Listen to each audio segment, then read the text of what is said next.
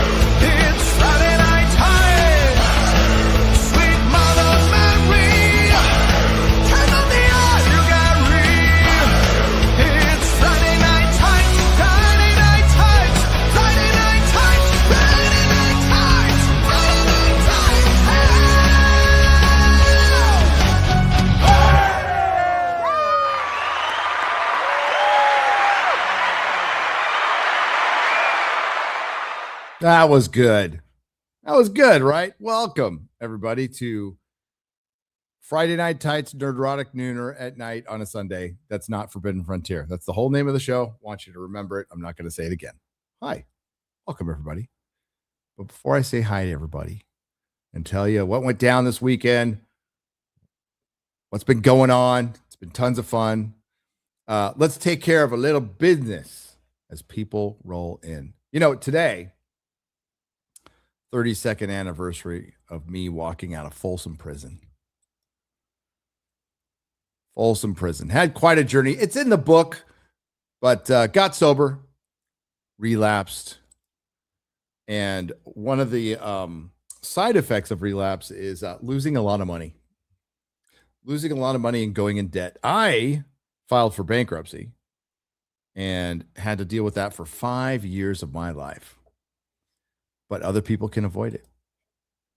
Because debt is, it seems like an insurmountable thing, but once you take it on, you can't get out of it. And I wouldn't want to judge anybody because I got into horrible debt. I was terrible with my money. Terrible, terrible, terrible. But I got out of it. Took time, but there is a way. PDS debt. It starts with one missed bill, then another. Now it's calls you ignore, envelopes you don't open, pressure that doesn't let up. I felt it all. Debt doesn't knock, it kicks down the door. PDS Debt helps you fight back. They've helped hundreds of thousands break free. This is your shot. Take it before debt takes everything. PDS Debt goes beyond the numbers to understand your unique financial situation and craft a personalized plan designed just for you, whether you're struggling with credit cards, personal loans, collections, or medical bills, which are awful. PDS Debt understands your specific scenario and will help provide alternative solutions to becoming debt-free. There's no minimum credit score required. They're here to help you save more, pay off your debts faster, and start putting money back where it belongs, in your pocket. PDS Debt is an A+ rated by the Better Business Bureau, boasts thousands of 5-star reviews on Google, and holds a 5-star rating on Trustpilot. Why? Because PDS Debt has helped hundreds of thousands of people get out of debt. If I had needed this product at the time, I would have used it. Wasn't around. You're 30 seconds away from being debt-free. Get your free assessment and find the best option for you right now. PDS.com/nerdrotic. PDS.com/nerdrotic. PDS. And then one of the things that was really helpful to me was I learned my lesson getting into ridiculous debt and never got in it again. Once was enough, but depending on your situation, mine was stupidity, but there's a lot of people out there who have to deal with, like, again, medical bills because, hey, Obamacare fucking helped everything, didn't it? Didn't it just make insurance cheaper and medical bills cheaper and things more accessible and drugs cheaper? Thanks, Obama.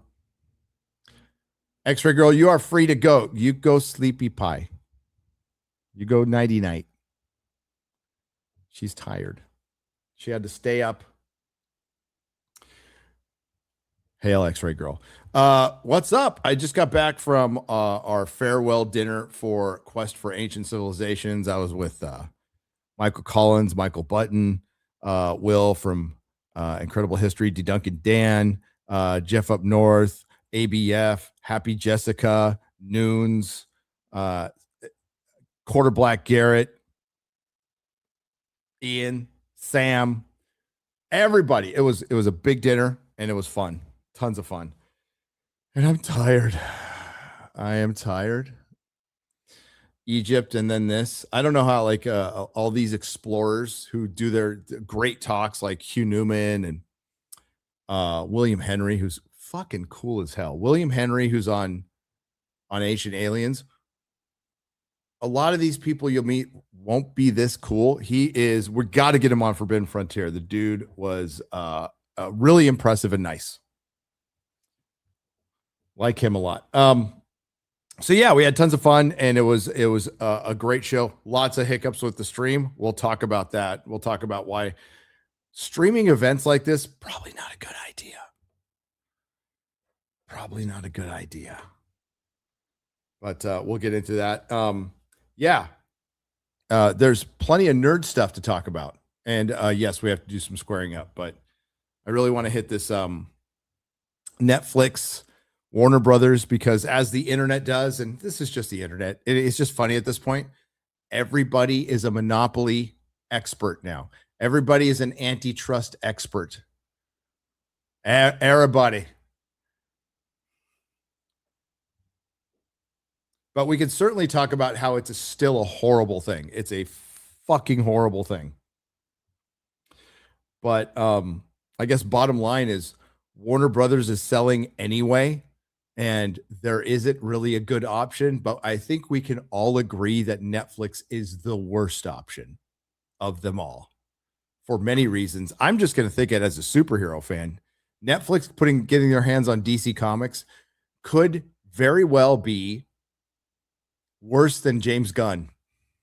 Worse than James Gunn.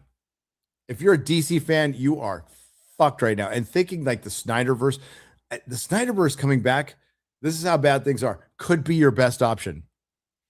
Could be your best option. And it ain't good. But let's say hi to you guys. Hi, Mod Eric. How are you, sir? Keeping up on my schedule. He's like, aren't you supposed to be at dinner? And I said 30 minutes, but then it was actually like 15. So Eric knows my schedule more than I do. Hello. So I saw Snow Dub is in there. What up, Snow Dub? We have Stephen Brown. We have Fox Sir. We have $1.808. We have Chris. We have Noons. Oh my God, Noons. It's been so long. It's been literally 5 minutes. Noons came all the way out. Noons is awesome. That's a base lady right there. So good. It's been too long, Noons. RJ Godzilla, Nick Fog Tower, Speed Force 7, Chooch McGee, Cannibal the Dragon,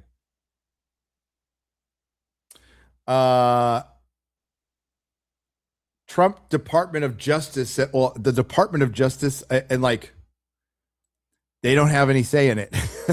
The Department of the DOJ does not have any say in it, but there are other government entities that are, and there are some big fucking hurdles for sure. But if we want to get into an argument of like, I think if you're saying monopoly as like a blanket term, fine. But if you want to get into the technical aspect of it, if Netflix buys Warner Brothers tomorrow and it's approved, they are not a monopoly. I repeat, they are not a monopoly. That doesn't mean it's good. It doesn't mean I like it, because I don't. But they are not. There are 100 streaming services out there, and then you also have Amazon Prime and Disney Plus and Hulu, which says different. Now, if we want to get into monopolies, the thing we're on right now, a lot of you are Google. That's a fucking monopoly. Google is a monopoly. But if we're saying like Netflix is a monopoly in the sense of Google, no, not even close. Not even fucking close. But I will also tell you, I don't know shit, and nobody else does either. And I don't know. This is an unknown road, and we'll find out. I think there's a very good chance Paramount still ends up with it, which I don't think is a better decision. But we do have a monopoly here in America. We do. It's called the fucking government. Biggest corporation out there that doesn't allow any competition and has union employees that don't allow the taxpayer any representation in the union negotiations.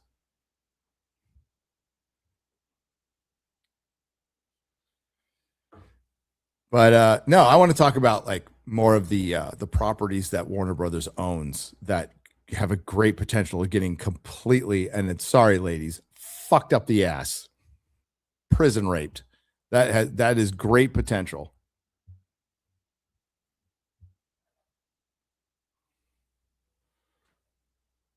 Great potential. So there is that, and then there's Grace Randolph speaking unironically of the MCU, like it's just a term that she uses now, which I found quite funny. And she put out a live stream displaying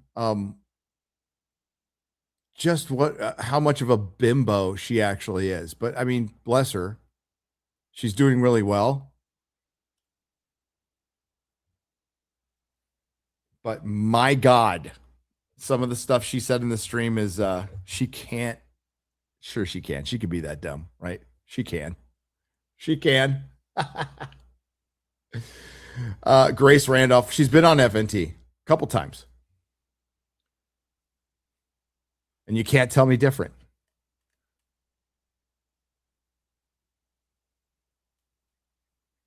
You can't tell me different. Okay. The good Tom King, how can Grace be an old school newbie? It's a contradiction in terms, buddy. She's a normie. She's a normie. But she worked for Marvel. Remember, wasn't it? What was the name of the live web show they did called The Watchers? Right? I remember watching it back in at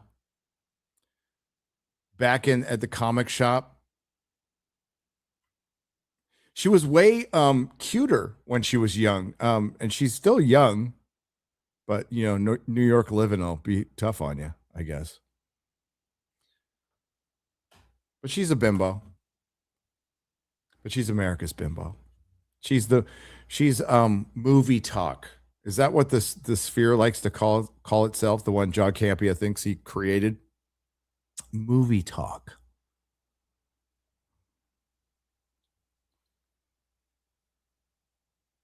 Movie talk. But yeah, I'm like totally unprepared right now. So it's a typical stream, right, guys? Hey, welcome. So we'll start out with it's a good day for me. Now, December 7th is a day that will live in infamy. It is Pearl Harbor Day.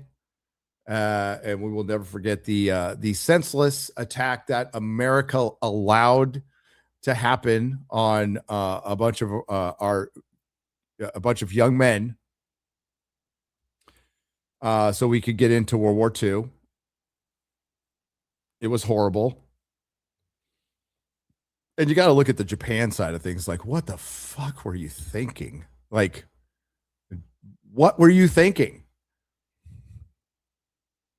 You awoke a sleeping giant. You awoke a sleeping giant. But, it gave birth to the greatest generation. And I see generations, going, millennials and Generation X and Zoom and Gen Z, which Gen Z is maligned for good reason. But let's be real. My fellow Gen Xers, we go out there and we brag about like being latchkey kids, and our parents just told us to come home when the street, and those were all great things. And we had no internet growing up. Great things. We had our BMXs. We had better music. We did. We had better movies, and probably the last generation to have these good things. But, it's not nice to brag. The thing is, though, we're all a bunch of pussies compared to the greatest generation. Let's just be real. My dad's generation was tougher. My dad was born in the Depression and lived in South Dakota with like no central heat, with a crippled mom, a dead father, working on a farm when he was like 7. We are a bunch of fucking pussies compared to that. Okay. And then my dad, to get away from that, joined the military and became a medic and watched all his fellow servicemen coming back in pieces. Never talked about it. Never, ever, ever talked about it.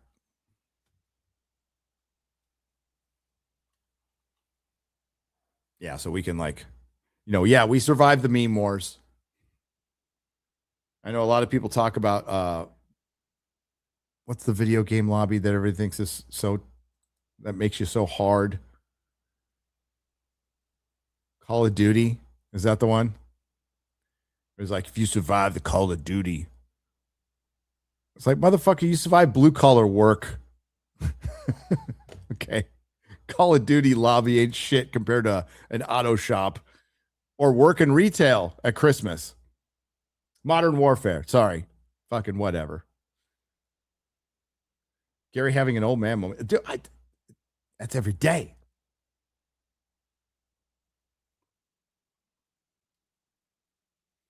No, I said the greatest generation, and then my father, who was the next generation, was still tougher than ours.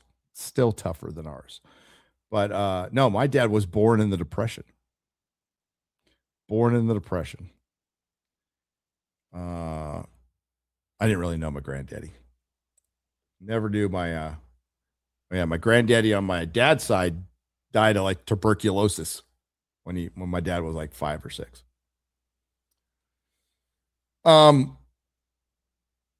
I'm just old. So 32 years ago today, on December 7th, it's the reason I brought this up, is also the day I got out of prison. December 7th, 1993. Greatest day of my life. I wish I could bottle it and share it with all of you. It was a day where I wanted for nothing. I didn't need anything material. It was purely a spiritual day. I enjoyed just being free, and anything I got, I was grateful for. My Denny's meal was the best meal I ever had. The fact that I could just go outside and take a walk. Didn't need to have anywhere to go. It was the greatest feeling in the world. I Didn't have any money, didn't have any stuff, and didn't give a fuck. It was great. True freedom of everything, freedom from everything. And of course, you got to live in the world. But that first like month was just magic. Fucking magic, man. And it made me appreciate freedom. Something I took for granted, had no fucking idea what it was. And those men who died in previous wars for our freedom, got a lot more grateful for it. And realized it is something worth dying for. Not many things, family, freedom. So yeah, 32 years. Fucking crazy. All right, let's see what the latest is on, then we'll get to Grace. I usually don't react to videos, but man, this one was too much to pass up. Yeah, one battle after another, starting to win awards. I'm not surprised. I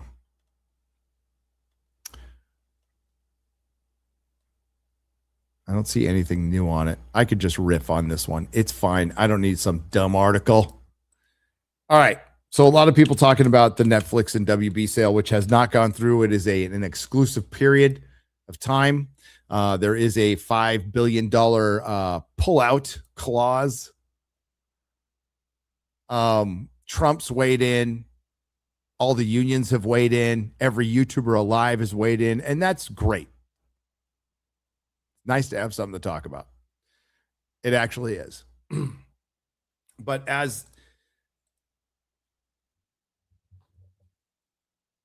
it doesn't really matter who buys fucking Warner Brothers at this point. Like I said, Netflix is the worst option, but it's only slightly worse than Paramount. Paramount buying them is not good either. So let's think about this for a minute. Because I did ask somebody who works with Netflix like what their honest opinion was. They will remain anonymous, and I will read. Oh, that is fantastic. Hang on. That is fantastic. We got a good guest for the Nooner. Me and Chris got a fucking banger of a guest for the Nooner. You will love it. Coming soon. And we're trying to get Brett Desovic on FNT, and I think I might be going on his show soon from Pop Culture Crisis. Brett's a good dude. Look, I'm telling you about all my messages. Hang on. Where did it go? Okay. I'm going to paraphrase what they said.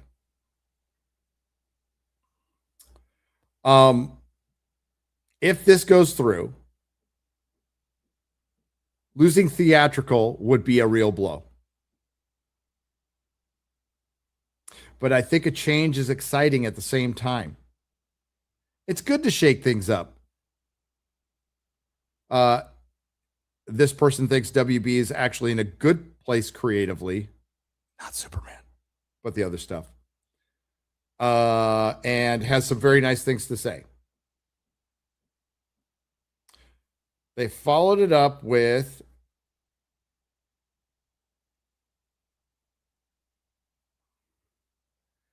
everyone talked about how less places sell movies now that Disney owns Fox, Apple may buy Disney, etc. But it's worth noting that just a few years back, Amazon, Netflix, and Apple didn't really exist as options. They were always around 6 places to sell, and it's course correcting to that again. It just seems to be the required number. And then this person goes into something that I am going to make a bigger video on someday. It's inspired by Michael from Incredible History Today, who broke something out about lunar cycles and pop culture and culture being cyclical. And you can actually predict stuff through the cyclical nature of culture and pop culture. So I'll give you an example of pop culture. When I was a kid in the 80s, in the early 80s, the 50s were very popular amongst the young. The 50s were popular. We had rockabilly. We had ska coming in. So the 50s were popular. About halfway through the 80s that it became the 60s were popular. And what is it? The 20-year rule, 20 to 30-year rule. Once you get a certain amount of time away from a generation, that generation starts to get nostalgic for their youth. But the kids also get nostalgic for a time they were never in. So how long have the 80s been popular? Too long, I would argue. And we're starting to get into the 90s. So that's the cyclical nature of pop culture. People were wearing bell bottoms in 1997. A fashion thing I never thought I'd see come back because they're fucking ridiculous. But there was that 70s show. You see, Happy Days was part of that nostalgia. And the cycle goes on and on and on. But there might be a way to actually and there's some people who might have actually mapped this.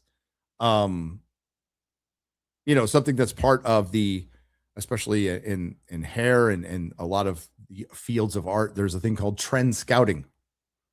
And you have to pay attention to these things. And there's also financial trends. I know that, but there's cultural trends too. And it's pretty interesting.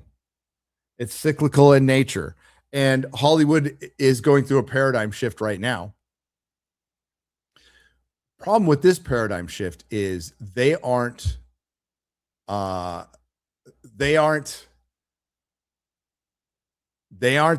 kings anymore. They're not the centralized apparatus and kingdom of entertainment that rules absolutely. They are breaking up, they are falling apart, and they're actually becoming a side hustle for a bigger industry. And while they go through this change, they've had competition that they've never had before. The audience. Now, anybody could pretty much easily pick up a camera and make a movie or a show on YouTube whenever they want. And sure, there's going to be a lot of crap out there, but people are going to get better, and more people are going to get better at it and might be more interested at it because they're doing it for themselves. Now, it might have worked. It was a 20th century model that worked. The studio system worked, and Hollywood being the pipeline to everything worked, and they were gatekeepers and they kept a lot of people out. Maybe some. I was always of the belief if you were talented enough, you made it there anyway, but that's not necessarily true. I was wrong about that one. It's who you know and who you blow. And a lot of talented people didn't make it for whatever reason. Some talented people just can't get their shit together. That's more often than not the truth.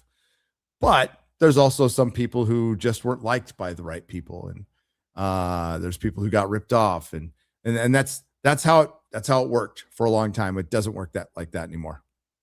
It just doesn't. We love the idea of movie theaters. I love the idea of movie theaters. Do I go to them all the time? No. Used to. And they'll always be around in some form or another. And I think they did get rid of them like way too soon, but they're not going to survive. They're just not. But as the form of entertainment where they had this like really good, Hollywood had this machine going that was great, where they would release a movie or have a TV show. But let's stick with movies. They have a movie. It comes out, goes to the theater, gets out of the theater. There's a little window of nothing. Then they come out with a rental, and then you can buy, and then it goes on TV. That was a good cycle that made them a lot of money for a long, long time. And it kept going till streaming showed up. And Hollywood was offered an opportunity. Robert Meyer Burnett brought this up, and he's right. Hollywood, for the first time, was given an opportunity to have a steady flow of revenue, which they don't have. Each movie was treated separately, and some did well and some didn't. The overall market was good, but not for every company. But each company would have memberships, basically. Memberships filling their coffers every month. They didn't have that before, and they were like, we're all in. Let's go. What they didn't realize is they would have to give up so much to do that, and there is a ceiling to that. There is only so many people who are willing to subscribe to shit and watch stuff. And maybe, just maybe, places like Disney overvalued their catalog. well, we're Disney. Kids are just going to watch Disney films and superhero films and Star Wars all the time, not thinking like most Star Wars fans own those movies. Most Marvel fans own those movies. The ones who are going to watch them over and over again, they already own them. Or they've seen them enough. And it's still a great catalog, but it's overvalued, and Disney Plus is proof of that. That's why they had to get Hulu. And Netflix, of course, changed the game, and it really helped being first. It really helped being first. That's why they're the big dogs, and that's why they're making all the money, and they can get away with a lot of shit right now because they're making so much money. But there's a cap to their subscribers too, and that's why they've stopped reporting them. So, because the question would be, why in the fuck would Netflix even want Warner Brothers? Why would they want to spend that much money on Warner Brothers? Because, you know, when they said they weren't interested, I kind of believed them. I'm like, why would they want to get into this mess? They can just license shit for the end of time, till the end of time, and it really wouldn't cost them anything. Now they're going to be buried in debt because of this. And now they're going to have to honor contracts that they don't necessarily want. And this is just all if they buy this. So if it happens, and it's a big if, they're going to have to honor contracts they're not going to like. There's rumors, I don't know if it's a rumor, it might be a fact, that Warner Brothers might extend James Gunn for a year before the deal's done. You know, and it's that kind of shit that saddles you. And also they're paying a bunch of money for DC, an IP that outside of merchandising, I don't think it's that. And on paper, it's really valuable. And if you just make Batman movies and make Batman t-shirts and Superman t-shirts, then you're probably good. But if you start getting into the DC catalog and rebooting it and making more movies, I don't think it's got another run in it. I just don't. Like I said, there'll always be Batman movies. There'll always be an anomaly. But if you want to set out with another DCU, a DCEU, I don't know what the fuck they'd call it this time. It's DOA. People are kind of done with superheroes, and that's why this connects to Doomsday as well. Superheroes are cooked. They just are. As the driver of the market, getting into B and C list characters, multiple teams, cinematic universes, multiple series, those days are numbered because nobody cares anymore. People are over it. And I'm a superhero fan, and I'm over it. When Marvel, I don't know how demoralizing Marvel realizes this is. When they brought Daredevil back, like the one thing that universally everybody said, fucking best thing they've ever done in live action. And they fucked that up. They have no hope. No hope. And so part of that paradigm shift is going to be shifting to another genre.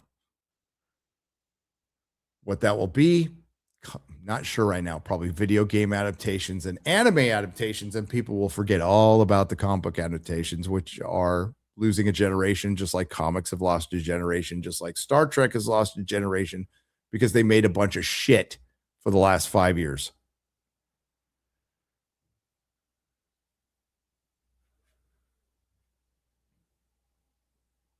But again, Netflix being a monopoly, I'm sure there's some things in there that could, where the federal government can say and just deny this deal. They could probably make up some shit because it's the fucking federal government. They can do what they want because they're the only monopoly. And I know it's the Trump administration. It's fucking funny that Hollywood's going to the Trump administration to save them. That part makes me laugh, and I will continue to laugh. But, I have noticed that there's left-wing people and right-wing people calling this out. And then I look at who they are, and it's, Elizabeth fucking Pocahontas Warren and, the typical blowhards from the right. And they're just grandstanding. Personally, I'd rather them focus on more important shit than than Netflix buying Warner Brothers. We have bigger problems than Netflix buying Warner Brothers. And this is a problem Hollywood brought on itself, and they can fucking fix it. I hate the fact that any of our tax dollars are wasted on figuring out this fucking problem. I don't give a shit. As far as it being a monopoly, you might not like it. You might think it's a bad idea. I think it's a fucking horrible idea. But I don't think it's a monopoly. I think there's bigger companies operating right now that you could call monopolies that are operating right now. And you'd be right to say, well, you know, I say Google's a monopoly, a much bigger monopoly than Netflix ever will be. People go, break up Google. Well, yeah, okay. Yeah. But they're not broken up right now, are they? They're not broken up right now. So, yeah. And I am also not a huge fan of federal government interference in private companies, even if they are monolithic, huge corporations that I also don't like. Not saying I got an answer for any of this shit, but yeah, I just not a big fan of government interference in private business. But there are reasons we have antitrust. I understand that. I do. I've accepted it's the world we live in. I don't necessarily like it, but I can imagine now. Just because I said it's not a monopoly doesn't mean the government will not find a reason to stop this deal, because they very much could. So I still think it's 50-50.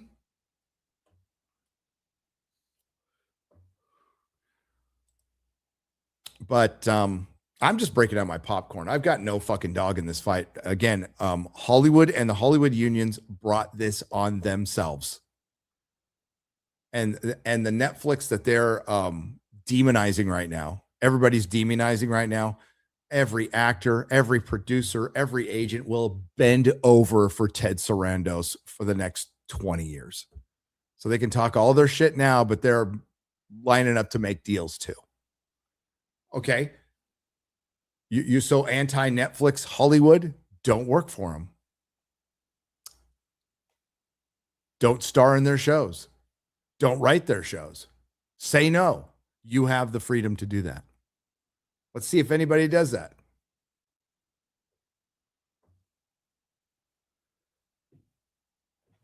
No, they want Hitler to fix it. They want literally Hitler to fix their problems.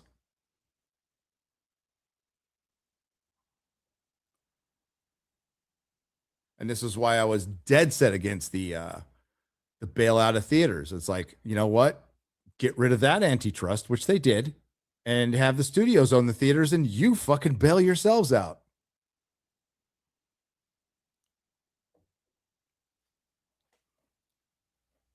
But we bailed them out.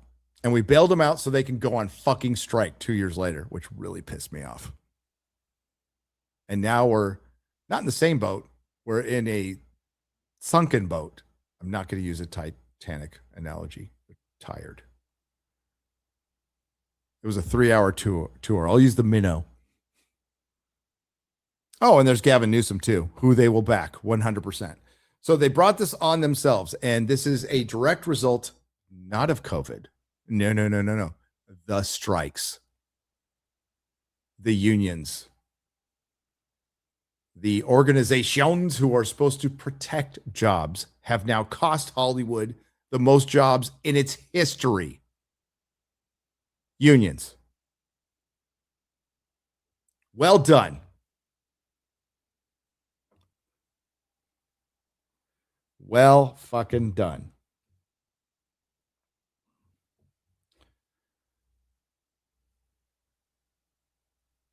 But I don't know what the timeline is on this, but it will be interesting.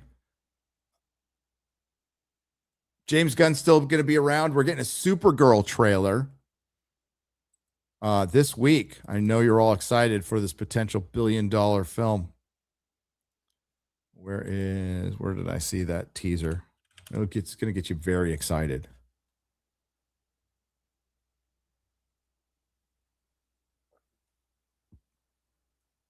There it is.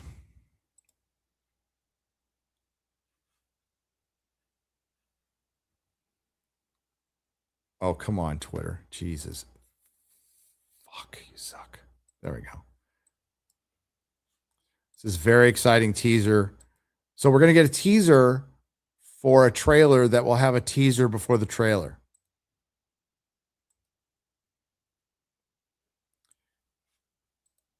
Here you go, everyone. Supergirl.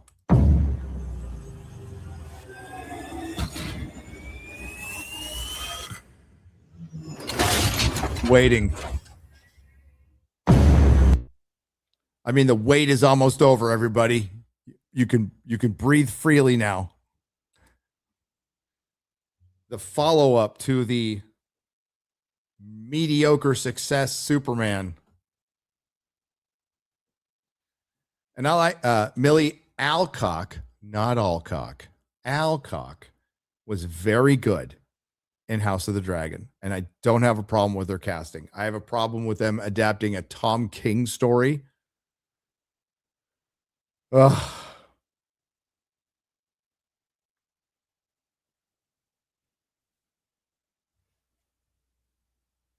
I like Supergirl as a character very much. Own a lot of her comic books. I don't think it's a good idea to make this a second movie in a series, but hey guys, it's just like Guardians. It's going to be a space adventure with a ragtag group of rogues.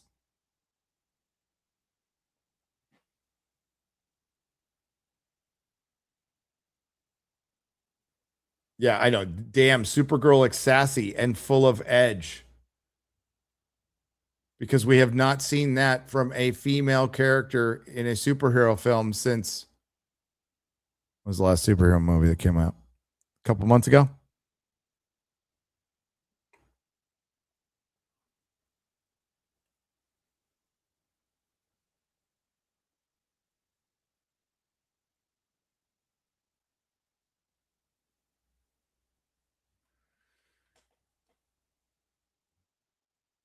Jason Momoa's Lobo is good, but it's in a James Gunn production, and he is I don't trust him with superhero stuff.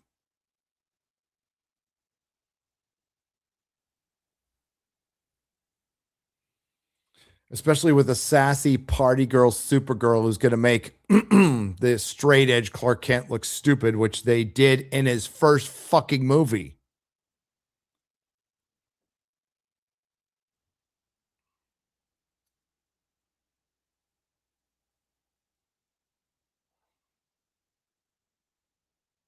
Yeah, Lobo will be nerfed for sure. Absolutely be nerfed. It's good casting. You know, it's good casting, but I like some of the casting of James Gunn's Superman's James Gunn too. And I think that cast would work if it was written and directed and produced by somebody else. Oh, my camera will be back on in a second. It's holding up a little bit. I am in Scottsdale, lovely Scottsdale, Arizona. I went to a comic shop today and got some good reads. I got the comic book adaptation. I love comic book adaptations of movies, no matter how good or bad they are. I got the comic book adaptation of 1941. Haven't seen it in years.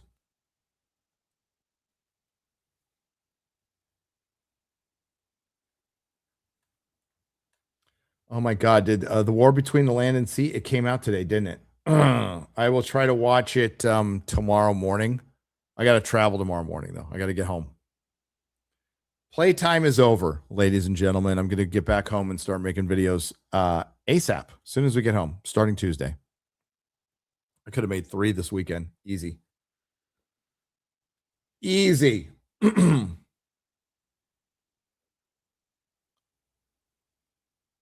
Watch it tonight, maybe after the stream. Maybe after the stream.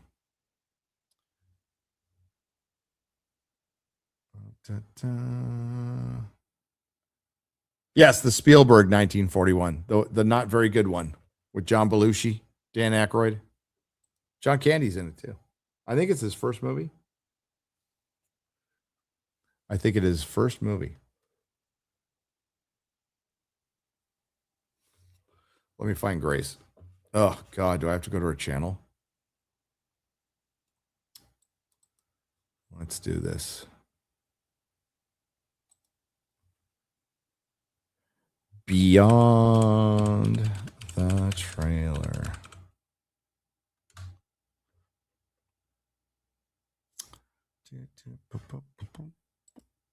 It'll probably take me a second to find this. Oh my God, she does do a lot of stuff. Okay, there it is. And then I got to find the right spot because we are not going to do this whole thing. Oh, good Lord.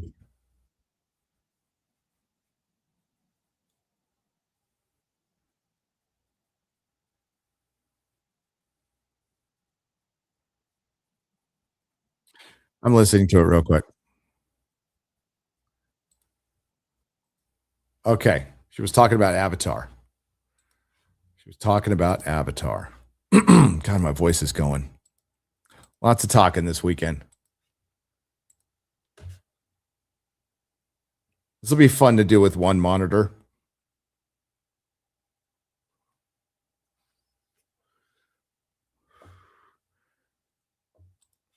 This will be fun to do with one monitor. We can do it though. I'll have to, you know what? I'm going to get the chat up on my phone. Let me get the chat up on my phone.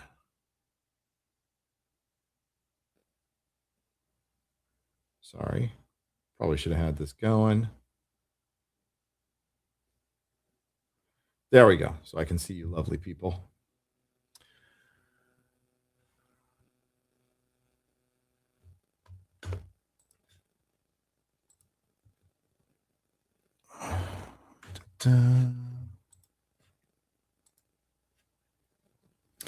All right, guys, ready? Sorry in advance. I don't usually react to other people's video, but I saw little snippets of what she was saying about the MCU. And oh, my phone's making noise right there. Can't do that. Okay. And I can see the chat anyway. So let's do this. And again, I apologize in advance. Give a sub to Beyond the Trailer, by the way. Help out Grace. About it. I'm very curious. Very, very curious. I'm under embargo for Fire and Ash. Beyond. Oh, Bianca. God, there's only so much I can take, but I do have to raise the volume. Here we go. I love to see Bianca. Bianca, I know you're a big Avatar fan. I'm sorry. Oh, I'm under strict embargo until December 16th. Okay. Sorry. It's going to be very interesting to see which way things go on that movie. All right, but we're talking Avengers. I'm going to go through all this stuff. And then at the very end of the stream, I'm going to do a Q&A, of course, as always. I'm glad. Who said something nice about my sweater? Did someone say something nice about my sweater? It's new, so I appreciate it if you did. Oh, yes, Clapback Cinema did. Yeah, we're going to 2x speed on this one. Oh, thank you. Oh, you guys are so much fun today. All right, David, thank you. I love that little sticker, that little remote control. Hey, Bubbles. All right, thank you for gifting that. And yes, indeed, a Marvel stream. Okay, I'm going to cook. And then, of course, at the very end, you may join in, and we're going to have she's going to cook. Okay? She's going to cook. Let's go.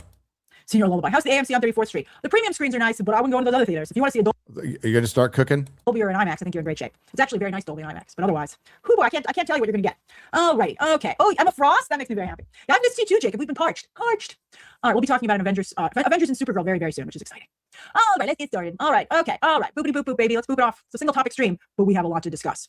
All right, so, and I'm sure I've seen a number of you say it before we even got started. I've seen people say it on social media. This isn't necessarily the entire cast. This is 27 people and the Russo brothers. Maybe, oh, it's a big boop. Boop. Boop, boopity boop, boop, boop. All right. And, there might be some surprises, like just because somebody's not here doesn't mean they're not going to show up in the movie. And I think that's true. I know of at least one surprise who's coming that I heard about, and I would just get in so much trouble if I told you, so I can't say anything. But there's at least one surprise coming. So I think it stands to reason that there's a couple of surprises. And if they can manage to keep it a secret, I'll be shocked because Marvel continues to have a real leak problem. So yeah. Oh, maybe I'm seeing what you guys are writing. Maybe I know about 2 surprises. But yeah, there's definitely some people coming. So let's. So they have a leak problem, but you know stuff.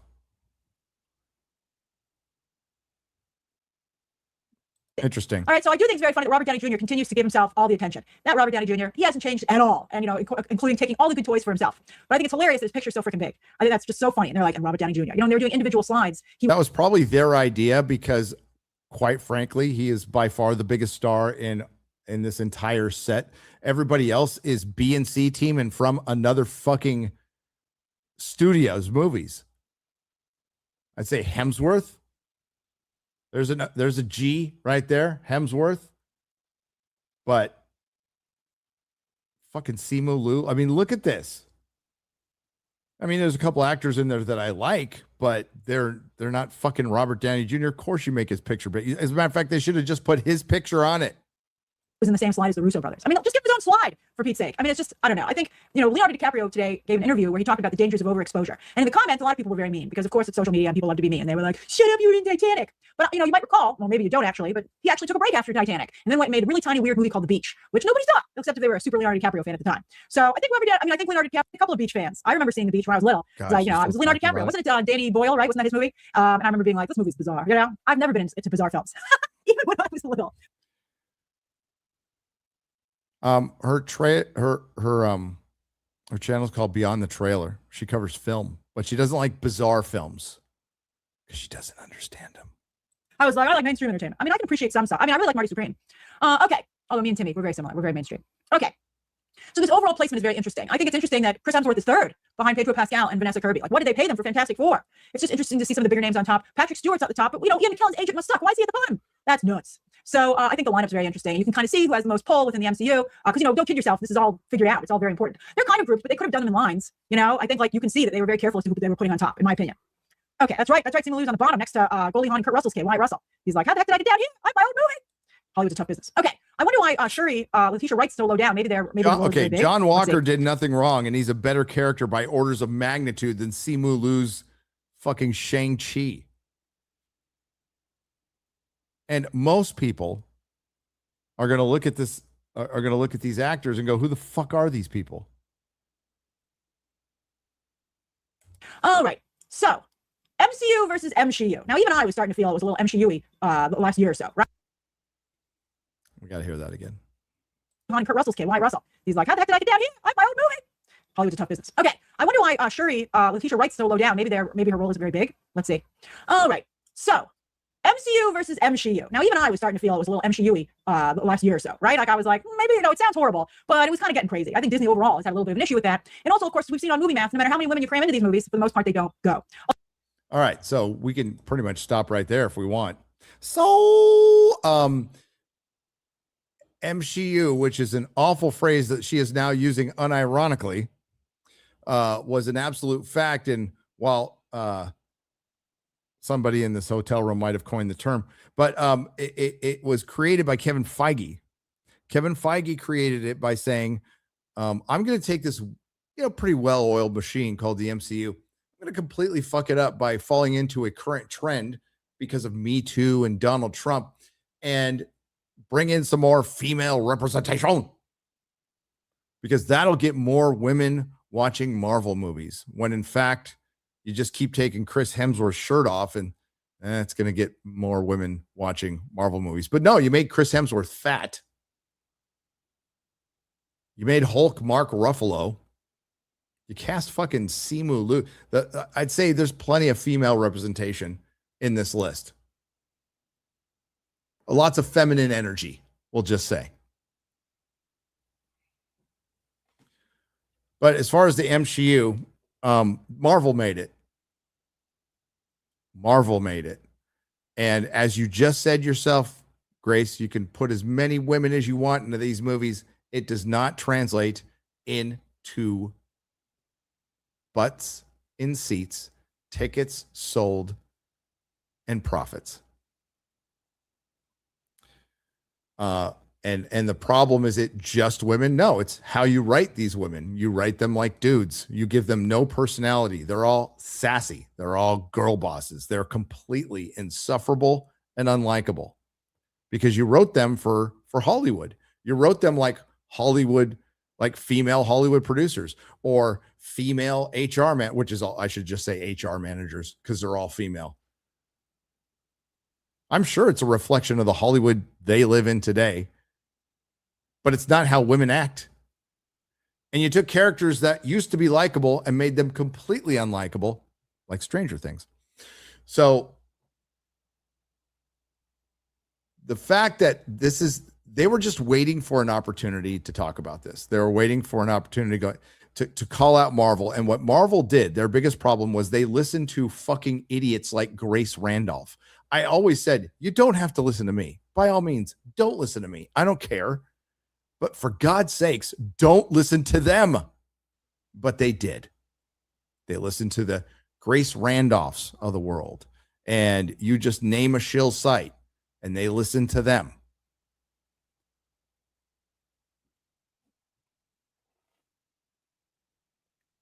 And they took timeless stories and they made them dated before they even came out with modern messaging.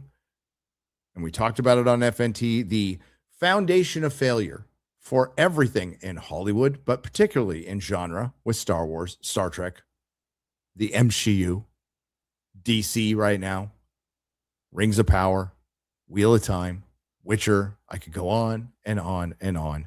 The foundation of failure is the message, an over adherence to the message, sacrificing legacy characters on the altar of the message, having to build up insufferable and unlikable female characters by tearing down the male characters, which brought everybody to the theater in the first place. You know how Avengers Doomsday would have made more money if you had just cast the fucking Avengers in it. I would start there. Make up some gobbledygook thing to just cast the Avengers. But no, they have to do this shit to get to Secret Wars, to get you to the original Avengers, which will be in what? The last half of the second movie. And you're going to have to suffer through America Chavez and Shuri and fucking Shang-Chi. Don't worry about any of these Fox X-Men because they'll all be fucking dead. And yeah, it's going to be Doctor Doom kills the Marvel Universe. Boy, that'll be fun. Wasn't it fun when they did it in Doctor Strange Mom? This is going to be Doctor Strange Mom times 10. I hope I'm wrong. I hope it's great. And people go, well, it's the Russo brothers. Well, fucking Sam Raimi, who's a better director than the Russo brothers, directed Doctor Strange Mom, and look what we got. And yes, Sam Raimi is a better director than the Russo brothers. But let's hear. I want to get to this wicked Barbie Disney Avatar part. Although I have to say, Avengers, I don't think really had that problem because women really liked Scarlett Johansson's Black Widow. I don't know if you remember the story I told, but I went to see Civil War at a press. Yeah, I remember all those women walking out of the Avengers movie going, man, ScarJo. I do remember a lot of dudes, including yours truly, going, that's the best Black Widow movie. It's the best Black Widow movie. It's the best Hulk movie. But ScarJo wasn't the reason women were going to see the Avengers. And they had fans who could come in. And there was a fan in front of me, an older woman, who really obviously was a huge Black Widow fan. This woman jumped out of her seat, was punching the air when Black Widow had her fight sequence, and I was like, damn, Scarlett Johansson's bringing the audience in. I mean, so that's your logic, is you saw one woman enter a theater with who was probably some weirdly obsessed Scarlett Johansson female stalker, and you're going to use that data to extrapolate that women came to see the Avengers, great superhero film, because of ScarJo, because you saw one woman cosplaying as Black Widow.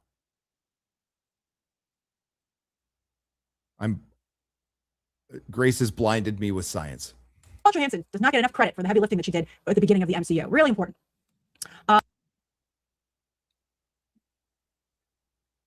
Heavy lifting? The only heavy lifting was in her Iron Man 2 suit, keeping those knockers in line. That was the only heavy lifting. I don't know if Agatha and Wiccan are, I mean, I would love for them to appear, but I don't know if that's a possibility. But, I think I dare you to bring in Agatha. I fucking dare you. And that's right, Ben 10. Tasha Romanoff was very popular character with men and women. She was great. So popular. How did that Black Widow movie turn out there, Grace? Super popular character. How did that Black Widow movie work out? Oh, it failed so badly because of Disney's mismanagement, but mostly because it was a complete piece of shit that Scarlett Johansson sued the company and is not returning. And now we have Yelena. But I think that we might have overcorrected a little bit. This is an extremely male-centric cast.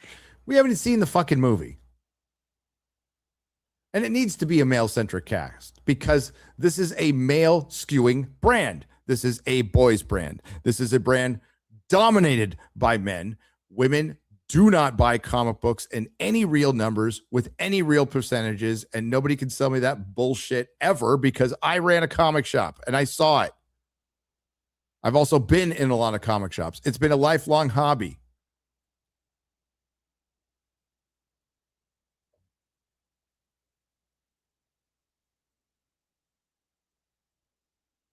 And do you think they're just going to magically come back? Because they weren't going.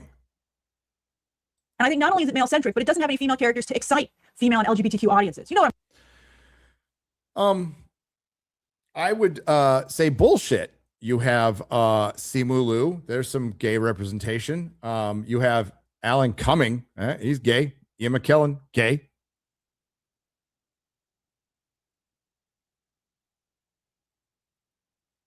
Pedro Pascal. Man, but okay. So after phases 4 and 5, Grace says, man, there is nobody to excite the women who weren't coming to our movies and a small percentage of 4% of the population of the United States. She never leaves Manhattan, does she? talking about? Those of us who love Wicked, Barbie, the Disney live action fairy tales, and even Avatar. Wait until you meet Varang. That's the sexiest Navi ever. So she's arguing that we need to make Marvel Wicked and Barbie. And I would argue that is a great pause face. That I almost want to leave it there. Holy shit. I should win an award for that pause face. Wow. Okay. So she, after saying it got too MCU-y, as she said, acknowledging that Marvel Phase 4 and Phase 5 were failures because they were throwing a bunch of women and LGBTQ plus bullshit in it. She didn't say that part, but I will. And it was flopping that they need to do something to win the people back who weren't watching the stuff that was made for them. And that face right there that you see goes right along with that logic I just tried to explain that hurts my brain. So winning back an audience who never went.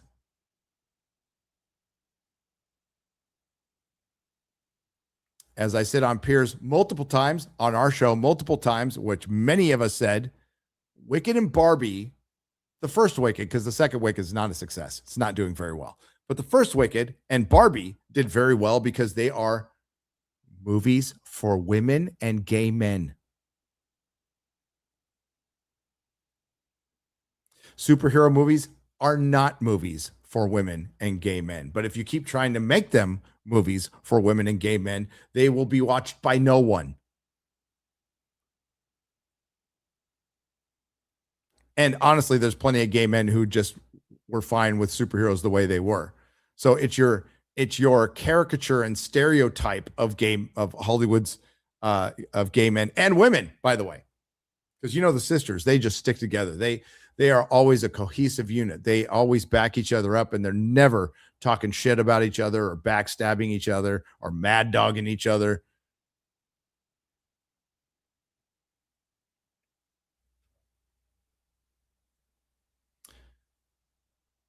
Wicked and fucking Barbie. For one, Wicked Part 2, Wicked for Good, is not doing that well.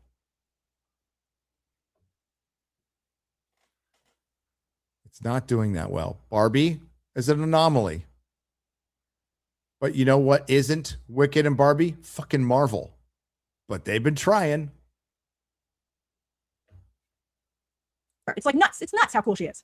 And I think that's going to do a lot to sell that movie, to be honest with you. Like, I got to tell you, Avatar 3, I'll tell you a little bit about it. That's a surprisingly sexy movie, right? Go into the sex again. I think Grace just needs some D.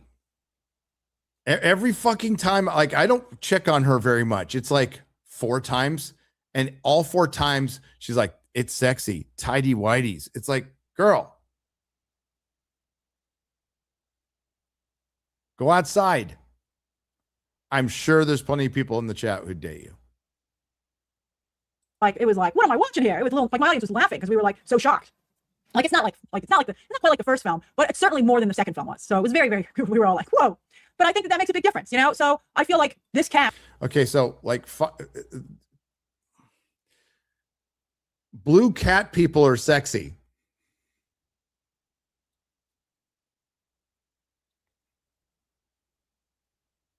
This is where women have fucking ruined fandom because they always want to imprint like women think about cartoon characters fucking each other. Dudes, men don't. It doesn't really appeal to a lot of us who like female characters, who like comic books. You know, X-Men and Batman are extremely popular because they have great female characters. That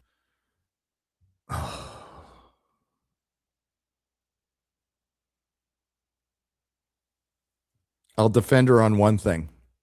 X-Men is popular because X-Men does have the better female characters. That's true. Batman? The fuck are you talking about? Batman has some great female characters. It is not why people read Batman. Oh, I don't like Batman very much, but man, it's got some really strong female characters. Widen the appeal of those brands. Like you have to have the guys show up, but you really want to work. That's right. You got to get the girls and the gays, Ryan. You got to get the girls.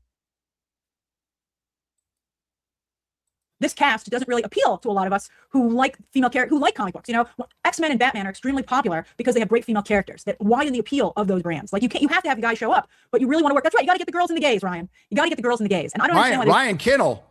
Ryan said you got to get the girls and the gays. Where in the fuck were you for phases 4 and 5? Where in the fuck were you? Because those were for the girls and the gays. Eternals.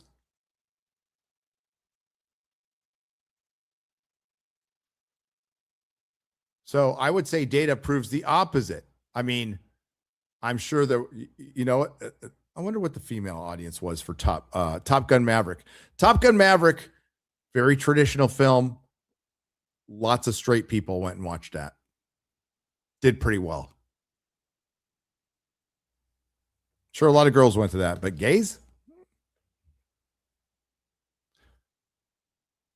There's not enough gays to move the needle at a box office for a TV show, period. There's not. What moves the needle is women. Women moves the needle. There's not enough gays to move the needle of any kind on anything in any significant way. They're overrepresented in Hollywood. Overrepresented. And it's boring. Which is good. I guess you wanted like equality. You got it. You're fucking boring as fuck. But Ryan said we need the nobody at Marvel gays running around waving that flag saying, what about my girls and my gays? What are they? Yeah, because Marvel hasn't been flying that flag at all. The fuck are you talking about, Grace? You've been given half a decade to get the girls and the gays to Marvel, and you didn't show up. You didn't show up for the Acolyte. You're not going to show up for Star Trek Academy.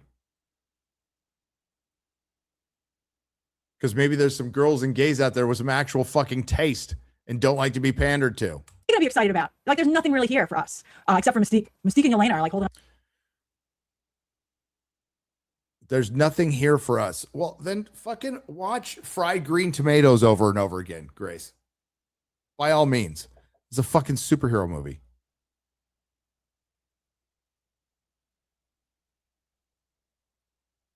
This entire thing. And, you know, neither one of them I think are, you know, I mean, I guess they'll do, but it's not, I think, what we wanted particularly.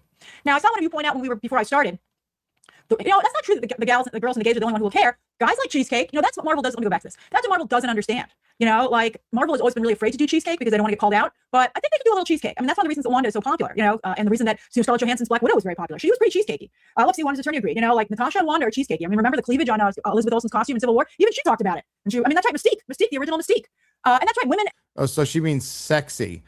Yeah, I mean, you got to make the women sexy, but you haven't. And the costumes don't look good. And the stories aren't good. Everybody's got fucking nano masks now, which for fucking stupid. But the problem is Look at that cast list. It's completely weak. I love Sir Ian McKellen. I like Patrick Stewart's a dipshit, but I like him as an actor. We got Paul Rudd, Chris Hemsworth, and then the rest of it could be a fucking CW show.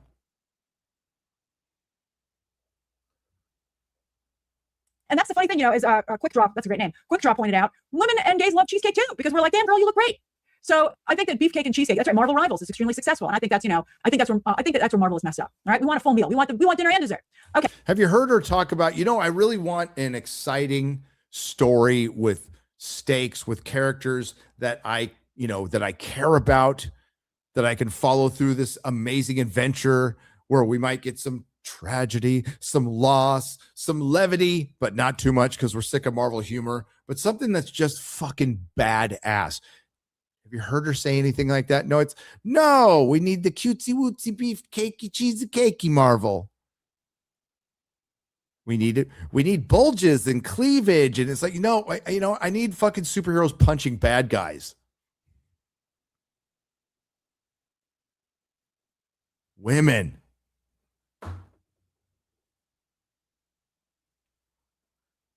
The perfect superhero scene. There's so many.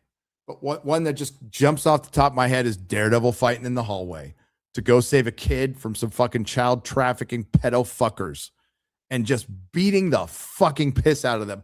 That's what dudes want.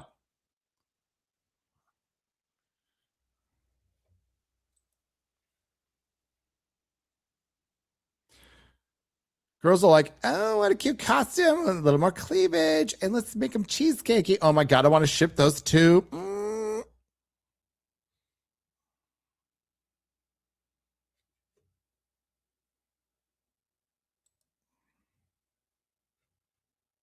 So some of you pointed out the Russo brothers are pretty good female characters, and they have been. So maybe we should let them cook. And I'm willing to give them the benefit. Did you see the Electric State, Grace?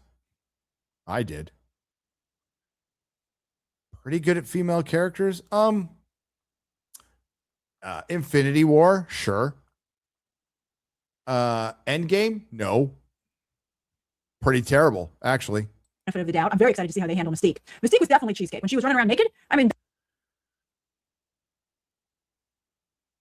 I honestly want to see Mystique in her original, like her comic book costume, which is still hot, but I want the little skull. Yeah, we'll see.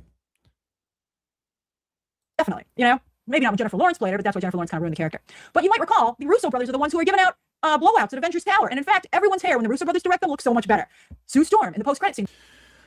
Okay. So you guys are like, blowouts? What the fuck is this chick talking about? I actually know. So does it make me a little gay? Sure. We're discussing the most important movie in Marvel's future, the movie their entire future depends on, the movie that superhero films depend on, which is really bad news.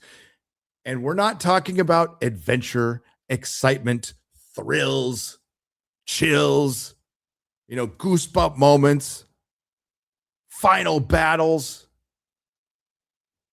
fighting for truth, justice, in the American way. No, we're talking about movie stars getting their hair blown out with a blow dryer. That's what she's talking about, getting blowouts. Everybody's hair looked great because they got blowouts. You fucking kidding me? And let's be real, girl. I'm looking at your hair right now. You could use a good blowout. And somebody doing your makeup for you because...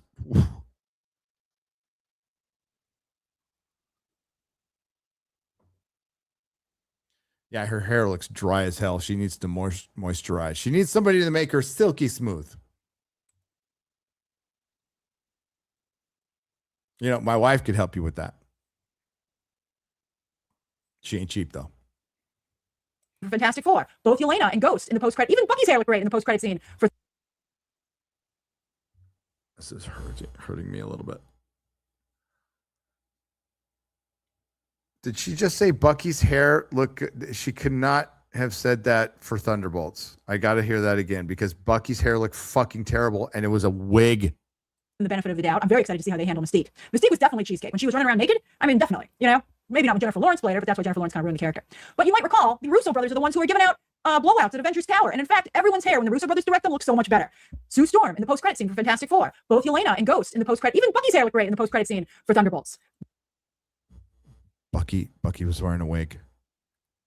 As a matter of fact, most of them were wearing wigs. The Russo brothers want that great hair. And so it stands to reason that they're going to hopefully surprise us with some great female characters. And let's not forget what a wonderful job they did with Nebula in Avengers Endgame. I mean, they just did such a wonderful job. Good character. Karen Gillan, great actress. Nebula, arguably my favorite female character in the MCU until recently. But big fan of Nebula. Like Karen Gillan. She didn't get a blowout, though. With that character. All right, so what are you amazed that I remember, Adam Sphere? The Avengers Tower blowouts? I'm not going to forget that. What did we just say about the girls in the Gays Love and Cheesecake? I mean, when someone looks incredible, yeah, you're surprised I remember the hair? Just end it all. Just stop superheroes. If anybody in Hollywood's going to listen, though, this fucking retard, and they do. Grace.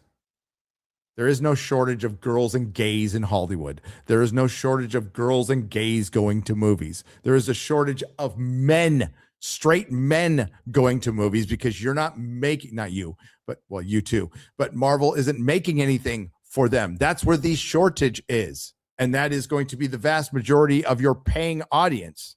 And while I give all my due respect to the pink economy, the dual male income of a gay male household, because they make a lot more money than the lesbos, there's not enough of them.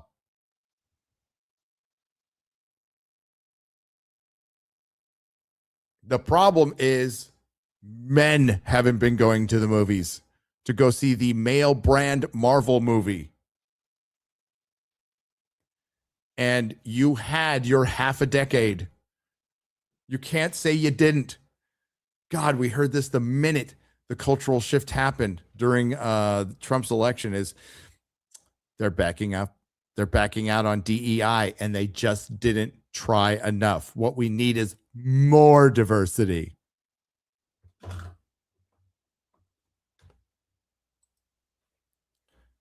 The hair, you know? I mean, these people have huge hair and makeup teams. They should look incredible.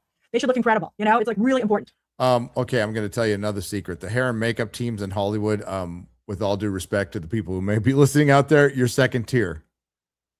You're second and third tier.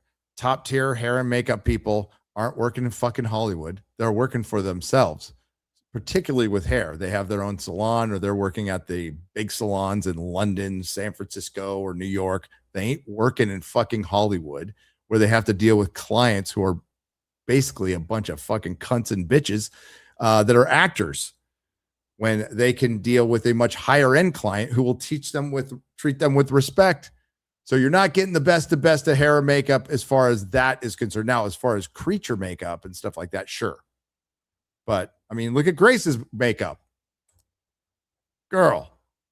ScarJo in Avengers 2. She looked horrible in Avengers 2. Everybody was like, what happened to her hair? Is that what you're talking about? I mean, one of us will never forget that. We were all just like, what's on your head? It was pretty bad. But then remember what a big deal we made about her when she was in Winter Soldier? With that straight, that was the Russos again, thank you. Part in the middle, sleek bob. We were all going crazy. That's right. We've been talking about hair for the last couple of minutes here. Thank God it's in double speed. We're talking about hair from a woman who has fucking terrible hair. It's like an SNL sketch about the military with the bobs. We were going nuts. We were going nuts with her hair there. All right, that was when the character really, I think, broke out, when everyone was like, finally, she looks incredible. Okay. That's right, Parker. I've always been about the hair. Sometimes people think it's silly, but it makes a big difference. It's one of the things people notice right away. Even about me, when people get upset with me, what's the first thing they say? We don't like your hair. Yeah, because it's not good. And you probably pay somebody so much for that. I'm very aware of it. That's like the number one, people get upset with me, that's like the number one thing they go to. And I'm like, whatever, that's like old news. Okay. All right, so let's talk about the Avengers. All right, so let me get to their lineup. There they are. I thought maybe they cut somebody off. I was like, is there a woman at the end of this? And I was like, nope, this is it. And I was like, oh, you know, like this is a pretty bad Avengers team. I'm really surprised it's Shuri. Yeah, it's a terrible Avengers team. It is. I'd be fine if it was just Thor and Ant-Man. And you've destroyed the Loki character. Absolutely destroyed it. Isn't on the team. And which Loki is it? I mean, this is just like, it just looks like a men's locker room of boringness.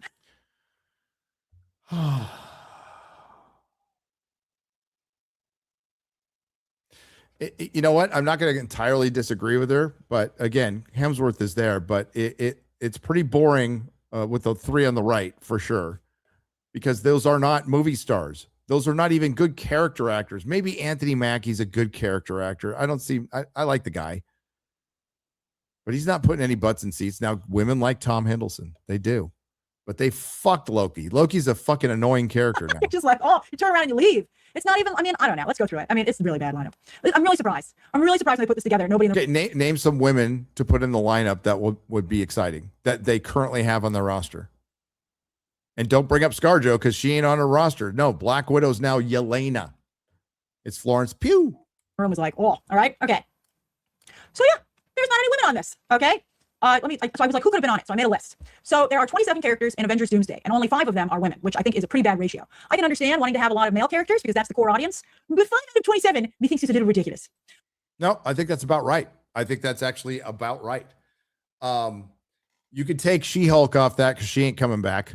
But I already made a list previously, Grace, where with new characters brought in, new major characters brought in, villains and superheroes included, it was 2-1 women to men.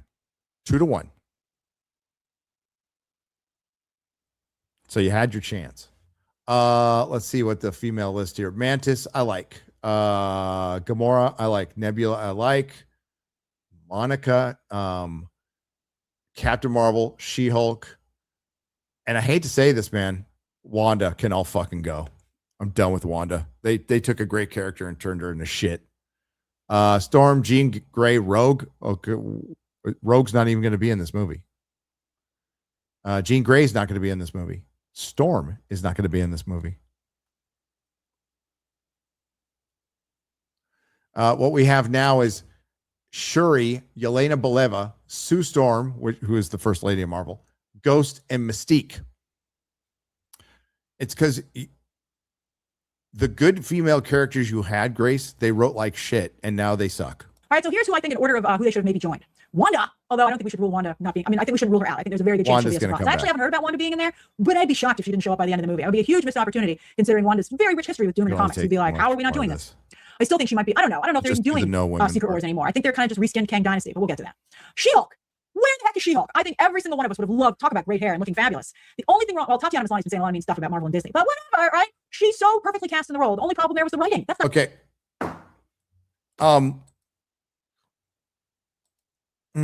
Is she perfect? She wasn't. If she had better writing, would she be a better She-Hulk? I think so. I'll give Tatiana Maslany respect as an actress, and I think with a better approach, basically in a different world that wasn't sucked through the micro black hole of CERN back in 2012, you guess your year, maybe, sure. But she did pop off about the CEO. Why do you think Victoria Alonso got fired? Do you think she got fired because she made a movie on the side that they knew about? No, she popped off at this fucking CEO at a Disney event publicly. You don't do that shit and survive.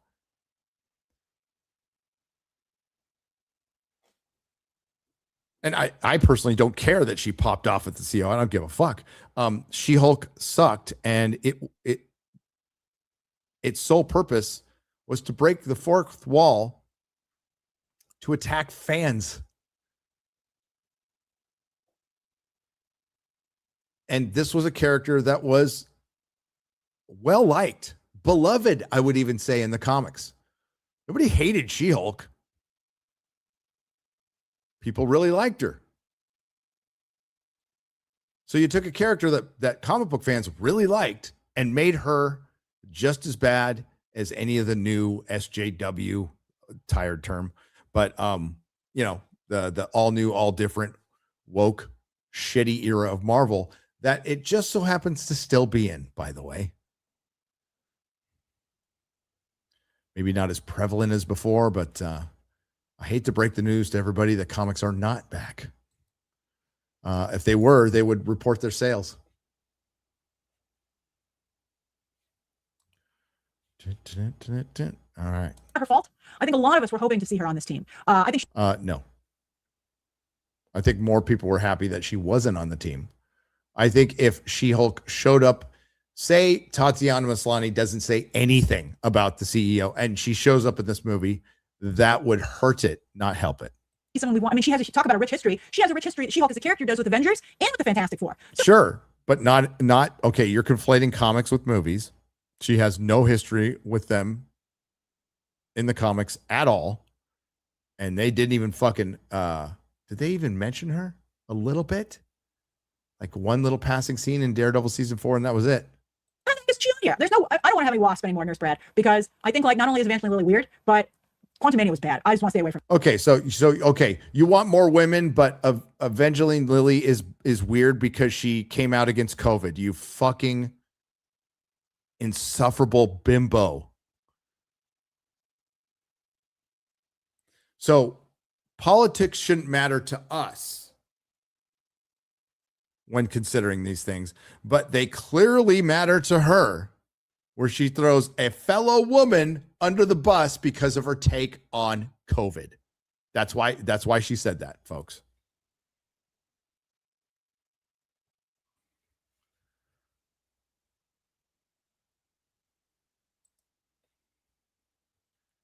Although, of course, Ant-Man, he survived, so I guess, but Evangeline Lilly, it's kind of weird, which is a shame. Okay, you just talked about character. I'm going to try to listen. Grace was born this way. She couldn't help it. It's also should give everybody hope out there, because if my head starts getting too big, or Az's, which is already massive, or Jeremy's, or even Drinker, if we all start thinking, man, our shit don't stink. Grace Randolph almost has 1 million subs on YouTube. People watch her regularly. Anybody can make it here. We're not special.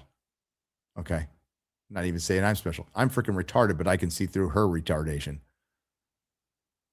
Retard recognizes retard.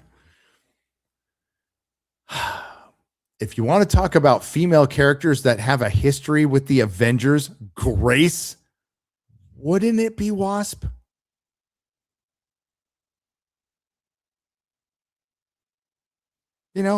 OG member. Wouldn't it be Wasp?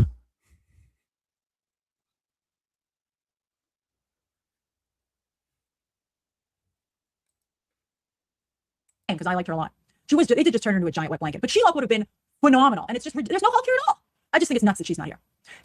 Hulk is going to be in the Spider-Man movie, because they need to make him back into the Savage Hulk, because nobody wants the Mark Ruffalo Birkenstock Hulk. Captain Marvel. The Marvels was a big flop, but still, she's an extremely powerful character. And I think a lot of us thought she was going to lead this team with Anthony Mackie's Captain America. I don't know. I mean, she was. And she is OP, but more importantly, uninteresting and terrible ever since Kelly Sue DeConnick got her, if you don't like my comic book, if you don't like my politics, don't buy my book, sweaty little Portland fingertips on her, and changed the very likable Carol Danvers Miss Marvel into Captain Marvel. And Marvel tried to force a character, one of many, on the public as their female Superman, where I would argue till the end of time that there should be no Superman-like character in the Marvel universe that's dominant. Sure, there's powerful ones. There's ones more powerful than Superman, but you don't have a Superman character in the world that's outside your window.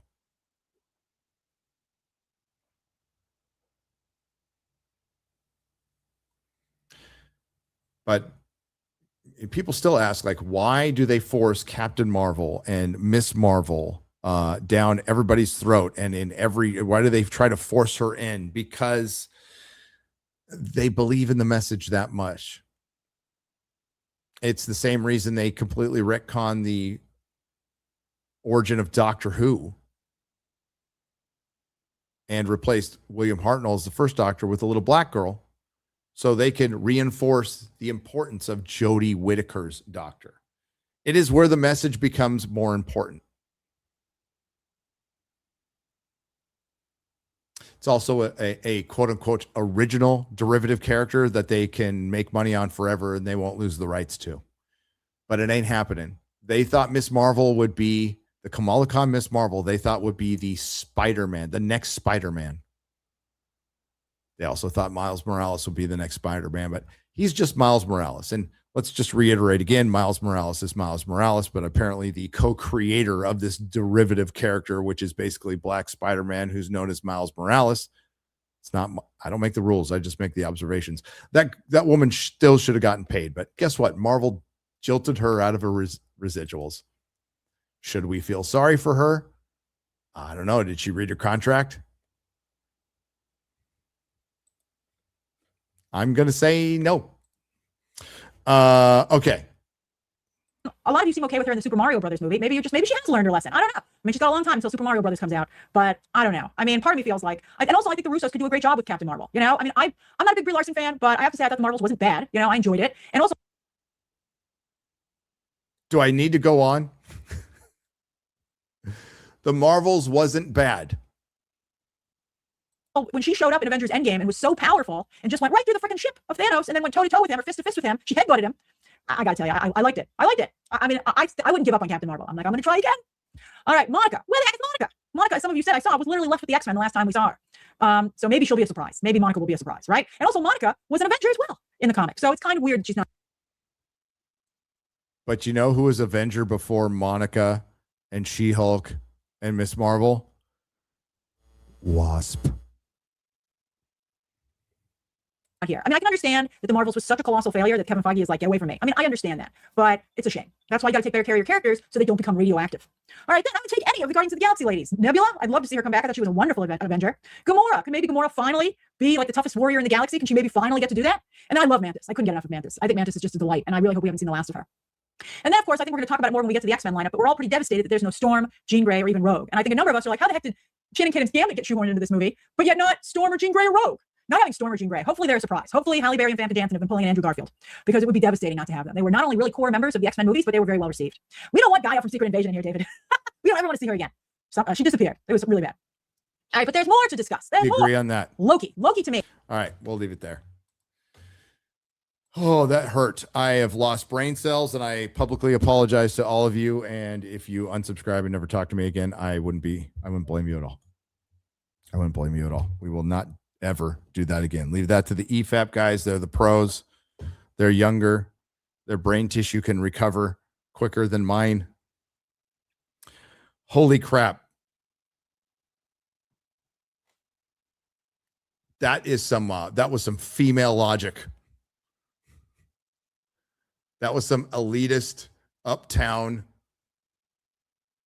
hadn't had a hard day in her life, female logic right there. Woo! They need to get the gays and the women back, guys, to Marvel. I mean, that's the secret.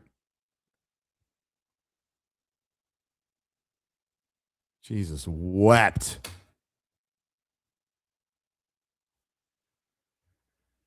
But tune into Beyond the Trailer for some extensive, introspective, and thoughtful box office analysis from Grace Randolph Monday through Friday on a YouTube near you.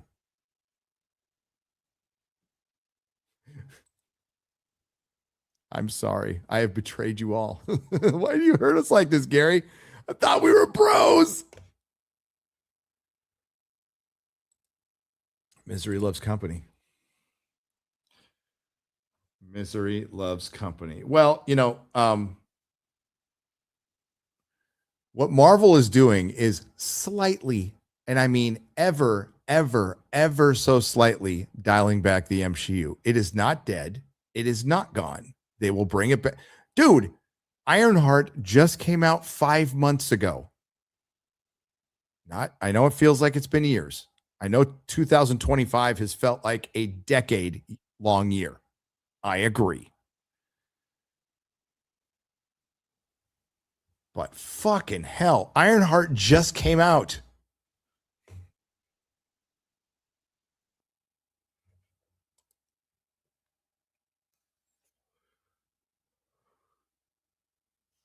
So Marvel is ever so slightly dialing it back. Something that they probably recognized they had to do earlier, but see, you get caught in a trap when you allow activists in the door. You let that wolf in the door. Really fucking hard to get him out. So you have to dial things back in half measures or quarter measures or micro measures. And you just end up pissing everybody off. Instead of ripping off the scab. And I know there's a rumor from Daniel RPK that everybody wants to believe, but it's Daniel RPK, so he's full of fucking shit. That this is going to be a direct sequel to Endgame, meaning they're going to just completely bypass phases 4 and 5. And I'd hate to burst anybody's bubble, but if you go to the, and I'm sorry, maybe some people missed this, but if you go to the cast photo we were just staring at, it's filled with phase 4 and 5 characters.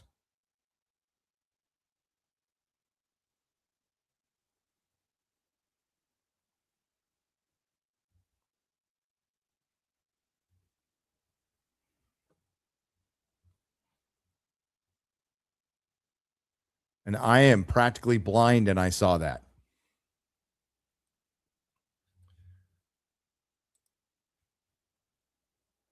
You know, if Marvel needs to bring some female representation back, it needs to bring back titties. I mean, they took ScarJo's knockers and they like pressed them down with some fucking metal plate in Endgame. That's a crime.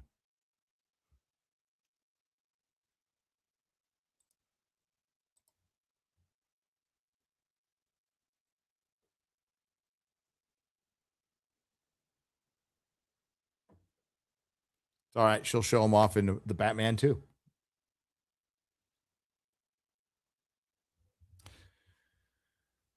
Show him off in the Batman too. So that was my brain is a little swimmy after that one. I feel like I'm in the state of mind that Grace is in. There, that's so rare Nerdrotic EFAP. Usually I'm like live and let live on YouTube. You can have your take, even though it sucks. But by all means, Grace has a place on this platform. I am no better or worse than she is. We're all just a bunch of idiots on this sea of algorithm. But holy shit, that was fucking stupid.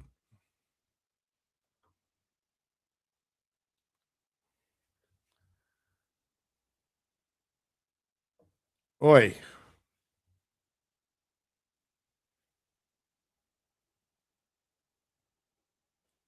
Oi, oi, oi. What else happened that I wanted to talk about? Let's go to fucking X. The chat is irrevocably broken. Like I'm getting, I don't know if any of you guys, like most of you are probably smart and don't go on X, but I'll get notifications like Mahler sent you a message and I go there and there's like no message from Mahler for like an hour.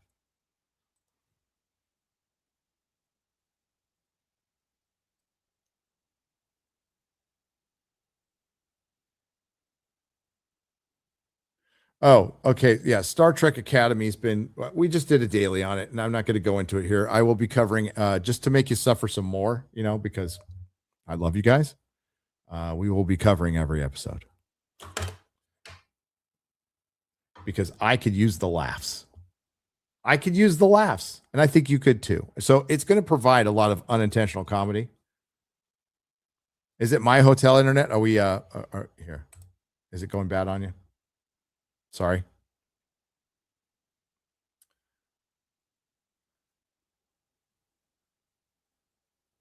You've been watching Mahler's, dude. That video is so good. I'm only like 5 hours in, but it is fucking magnificent.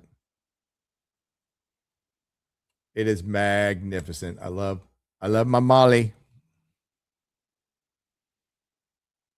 I haven't seen Spartacus yet, Dan. I plan to when I get home. I don't normally travel or do things during this time of year, but it was a little different this time because I had an opportunity to go to Egypt and then do some stuff with Quest for Ancient Civilizations. And this is like the first of 3 shows that are coming up over the next year that I am going to be a part of. I don't think I can make the second one because I'll be because that's too close to Japan. But we're doing one in Austin, which is going to be big in October. So I'll keep you guys up to date on that. But it was tons of fun, and I love the field of ancient civilizations and forbidden archaeology or alternative archaeology. It is a great rabbit hole to go down, and it's tons of fun. We had great speakers, and I got to meet Will from Incredible History and Michael Button. Michael Button is fucking awesome. Subscribe to his channel. And we had a good time. But yeah, Star Trek Academy is I do truly believe it's going to be not as big, not in the zeitgeist, but it's going to act in the same way as it's going to be Star Trek's Acolyte. So Acolyte comes out. I just did a video on this. The Acolyte was a culmination of events. The Acolyte was singularly a terrible TV show, the worst Star Wars ever made. But it was also everything that led up to it. And it became the symbol of Star Wars failures. So it accumulated all the failures, all the previous failures, and all the ire from the general public when it reached the zeitgeist, like beyond the zeitgeist. I don't think Star Trek Academy is going to reach that zeitgeist, but I actually think it will be more memeable than the Acolyte. And I think more people will truly understand what Star Trek fans have suffered through with Kurtzman Trek. And you will be left wondering, like you were with the Acolyte, when you asked yourself, how does Kathleen Kennedy have a job? How does Dave Filoni be put in charge? How do any of these fucking people run anything when I wouldn't trust their directions to the fucking bathroom if I have to take like explosive diarrhea? And you will ask the same of Kurtzman. And he's had multiple seasons. And it's just a symbol of why our culture's in decline. Robert Meyer Burnett said it best. You can follow the decline of culture with fucking Star Trek.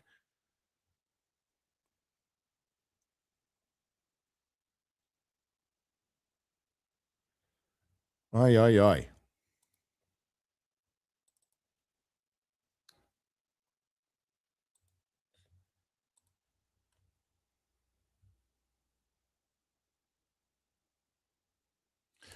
2% Night said, Gary, never heard back from you via email. Tracking number says novel was delivered Saturday. Just wanted to bring it to your attention. Your novel, like my book to you or your book to me? I'm out of town. I've been out of town all weekend. So that's why I'm in a hotel room. So I'll let you know when I get back home. Thank you, 2% right for the $10. FF Forbidden Frontier is over 4.5 hours late. A new personal worst. That's right, Aaron Pipes. No Forbidden Frontier. Next week we'll be back reviewing Age of Disclosure. I was here early and straight. Gary's late and gay. Always defending the truth for $2. Always. Hey, Gary, some of us work for a living. Chop, chop. Sorry about that. Hail to the working man. Passion of the Christ is a Christmas movie. Yeah, it is. Yes, it is. I would argue the Christmas movie. If Gary showed up on time, I ain't gay no more. Defending the truth for $2. It was Diddy White Party with the baby oil dinner. Gary needs to clean the baby oil off him, folks. No, I've left it all on. It makes me feel silky smooth. Jeff up north, who's been a member for 12 months. Jesus, that's a year, Jeff. We aren't home yet, and you're already live. Damn, let me finish my ice cream. Oh, fuck. We forgot to get ice cream. Bring me home some. No, it's okay. I don't need it. Enjoy your ice cream. Will there be a graphic novel of Gary's book? Matthew Hammond,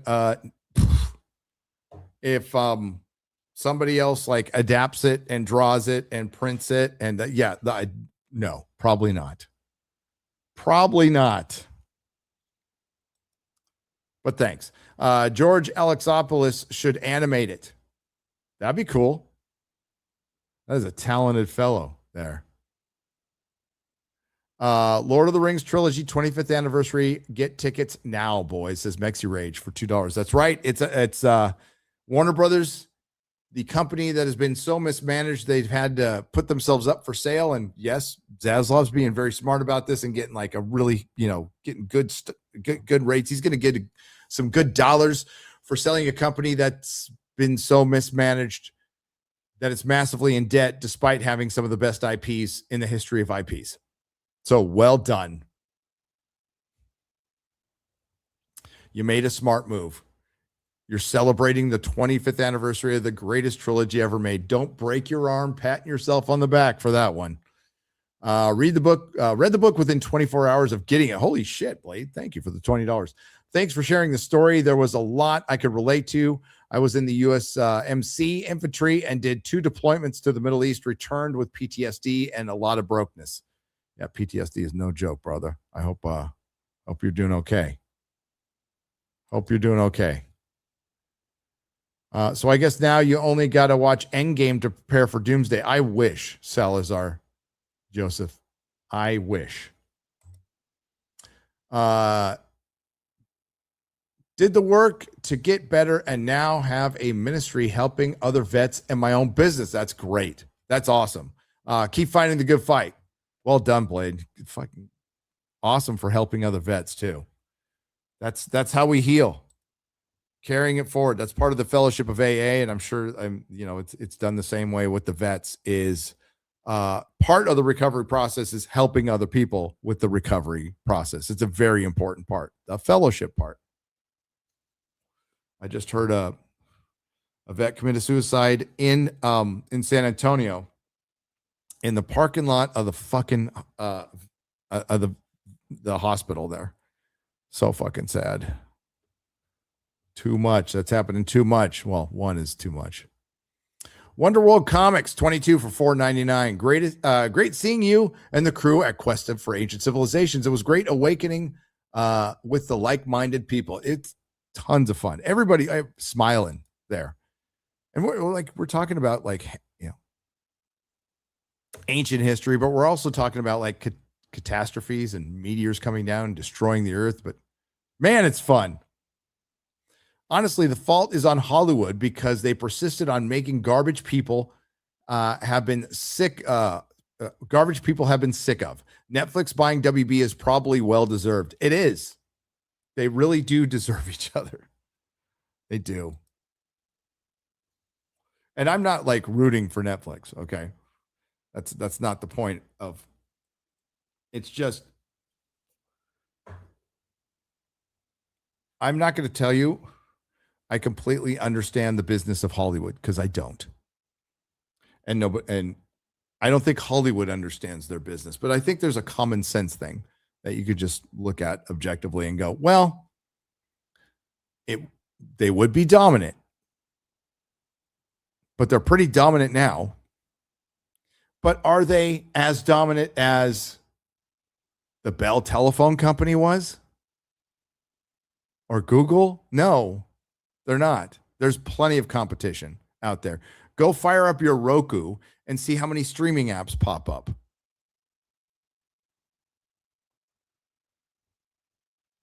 And that technically is competition.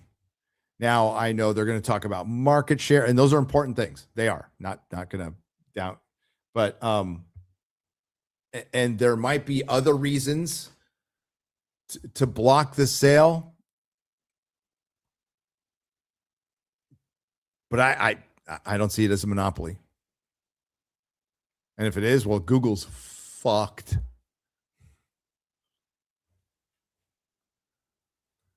WB owns B5. Yeah, but it ain't the same Straczynski, brother. Will Skydance have success going to shareholders? Maybe. I mean, they might. The hostile takeover thing? Sure. I like it, Matthew. My popcorn is out. So I'm not saying Netflix is going to win this thing at all. There might be other ways they lose it. It's interesting. It would be better if Paramount bought them than Netflix. It would, but not by much. Really not by much. And what do you do with DC? I think they were fucked before the sale. So I think the DCU is cooked. I think it's absolutely cooked. A lot of people, though, gassing up Gunn these days. Strider 2713 for $4.99. Hi, Gary. Please check out Parody Cuts Lord of the Rings, but the heroes are evil. To copy a top comment, it's what the Rings of Power writers watched.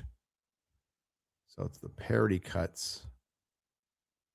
I will have to do that when I get when I'm on home internet and not on hotel internet. But thank you. We will check it out at a future nooner. They might call it a monopoly, just like they did with the JetBlue Spirit merger, since it decreases competition. I mean, technically it does, but like Paramount buying Warner Brothers decreases competition too.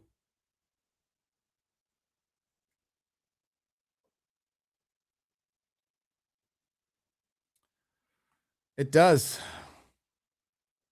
And those are planes.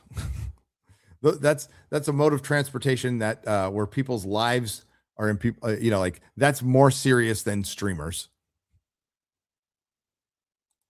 I wouldn't get on either of those planes, but that's just because I don't like flying. Ironically, Superman 2025 is exactly the type of Superman that Netflix would make. Gunn is going to continue the DCU. Exactly. Cornelius Brunis for $5. I just don't think it's a good day for DC fans either way. Can't wait for Freddy in a skirt with dildo claws versus Jason in a pink hockey mask. Netflix will destroy those legends. Much love, Gary. Merry Christmas. Much love to you, man. Merry Christmas, Snow Dub. The Netflix adaptation's a meme for a reason. Gary, thank you for reading my super chat on TRBBC, the real BBC. A couple of weeks ago, RTU ate his daughter's eyes. Seeing Az crack up in your confusion gave me the great clip. Suffa dickers. Also, Misfits rule. Misfits rule. That part I understand. I'm kind of sick of people holding out hope for the Snyderverse. I was not a fan, but what makes people think that fucking universe will come back? DCEU had it shot. Yeah. You'll be asking a lot. You'll be asking a lot of people to come back to Netflix. You'll be asking Ben Affleck to come back. But the thing is, you'd also get Ezra Miller and Gal Gadot and Ray Fisher.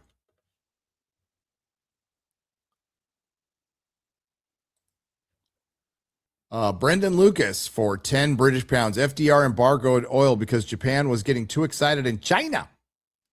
IGN can't move without oil, so Japan tried to destroy U.S. Navy to consolidate gains and hope the U.S. wouldn't try to take it back. Yeah, that was dumb. Gary, what do you think they're doing with Batman's partners and supporting characters? Oh, already? What they're already doing? Race swapping and making them gay? Yes.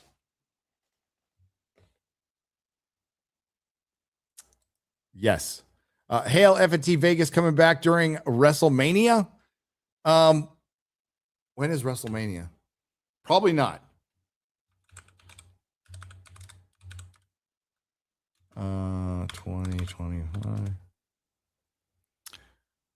No. That would be a hard no. When is CinemaCon? That's in April 2. The problem is, fucking MegaCon keeps moving around its dates. So it's February one year and it's in March the next year, which is utterly annoying. But it's too close to MegaCon, so we're going to have to push it back to later in the year. But we are returning to Vegas. During your homeless, where did you keep your comic books? Asked Jose Taco. Well, they were at my parents' house, and I did have a stash with me and at my friend JD's house. But I don't have a lot of comics from when I was back in my homeless drug deal days in my current collection. Like maybe four. Maybe four. maybe 5. I know I still have like my first comic. I never got rid of that. Never got rid of that. But friend's house on me. Sometimes I read them and just left them where I was because I'd lift them from Alpha Beta. My grandpa told my dad in the 50s he was sorry that he wouldn't have the same freedoms grandpa had enjoyed after moving to the U.S. after the First War. It says Leighton Hall Men 6850 for $5. And boy, look at what we've done. Shaw Ryan had a Black Hawk Down service member on. You do not hate politicians enough that put rules of engagement that gets military members killed. I know it's Benghazi, so much. The failed rescue attempt of the hostages under the Carter administration because he was a fucking retard. And then all the stuff we don't know about, Matthew. The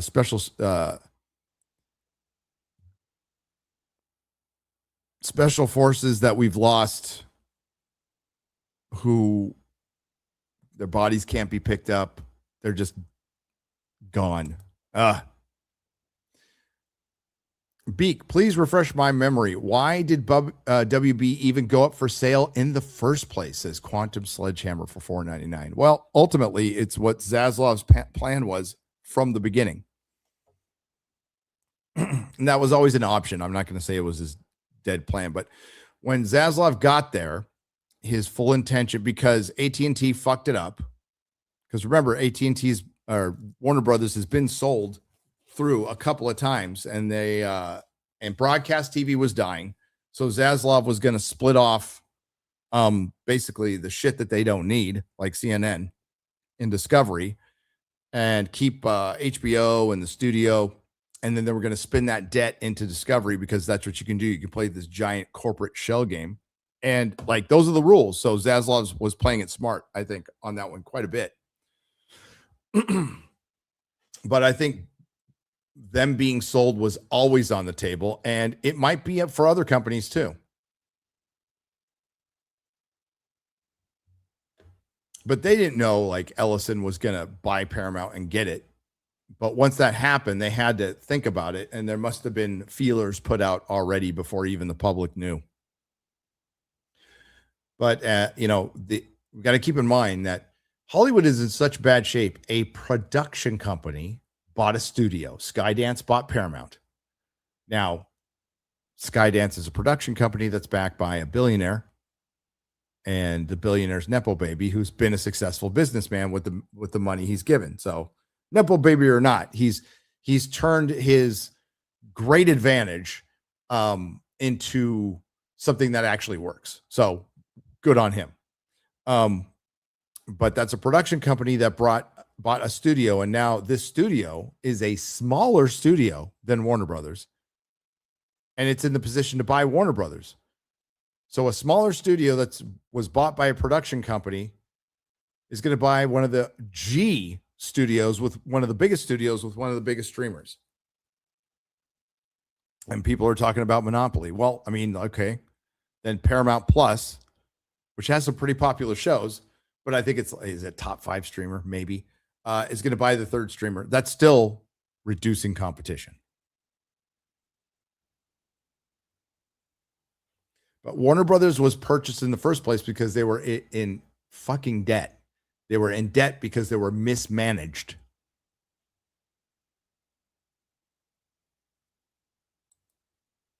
Now, Zaslav took on that debt. He did not create that debt, and he's actually reduced some of it. So good on him for doing that, but it's still in debt. It's still a company that has some of the best IP in the world and didn't know how to fucking make money off it. They don't deserve to succeed. Hey, my favorite Gary from Blue Eyed Scorpio. Hey, brother, what's up? Thank you. Dark Schwartz Rising for $19.99. I was born in 87 and think that to be pretty good timing. Grew up with early internet and AOL Instant Messenger, early cell phones, but not smartphones. Our only social media was MySpace, enough to make it fun, not crazy. I miss MySpace. Chuck, 2076 for $4.99. Said, forgive my sin, Gary. I bought a model to build of the Enterprise, but it was the Strange New Worlds version. As repentant, I also bought the TOS one. Good.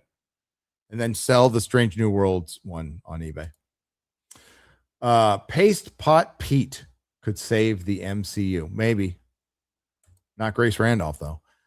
I don't think it matters at this point because either Hollywood is fucked, theaters are screwed, wokeness hasn't gone away. It was already bad before Netflix. Yep.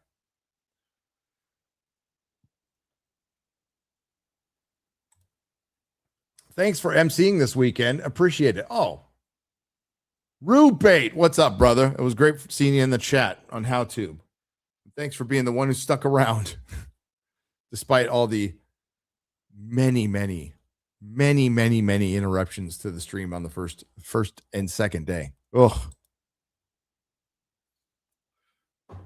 Yep. It's tough streaming from these events. It's tough. Thanks for asking good questions, Rubate. Varn for €2. Do you have any plans to visit Poland someday? Yes, I want to visit Poland. It looks like a beautiful country. Beautiful country. Could Paul Dini and Mark Miller fix DC Comics? Yes, probably instantly. Matthew, for $2.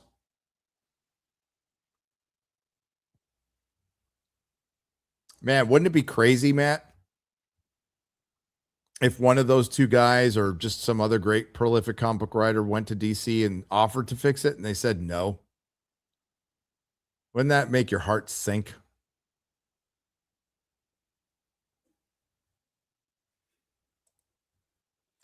I feel like Amazon might buy it. Some of their shows are in the HBO Max right now. Yeah, I'm surprised Amazon wasn't a buyer, to be honest with you.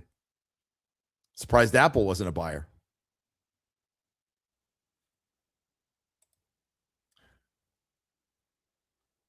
So would Netflix be going down the same road as Disney? But if changing money is a problem, screw unions. Yeah, unions.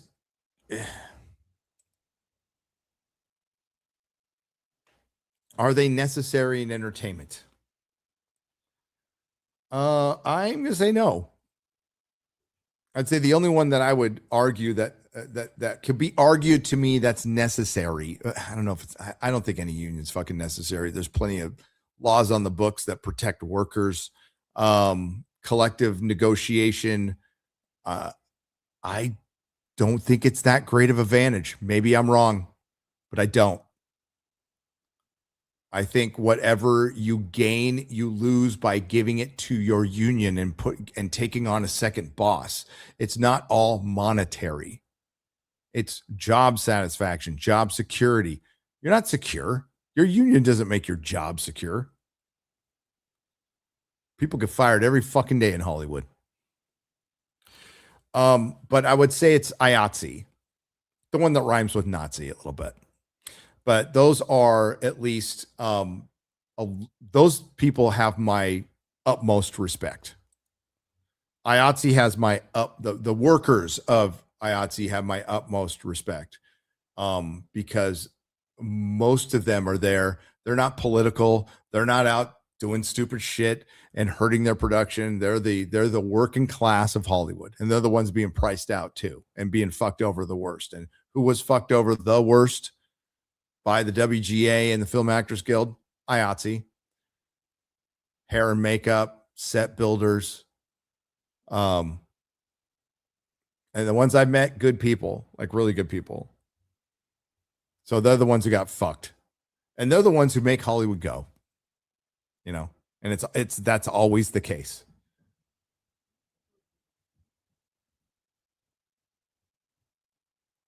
Somebody is running down the hallway. It's potty time. It's potty time. I don't know if they were knocking on the door or what, but it sounded like Bigfoot just walked in front of my hotel, or maybe he did.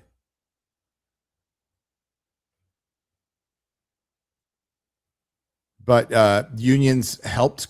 They're not solely responsible, but they're culpable. They have their share of responsibility for this. And of course, they will deny it And they will fight this, and they will say they're out for the workers as yet another studio gets absorbed by a tech company, and redundancies will be recognized and layoffs will happen to the tune of thousands.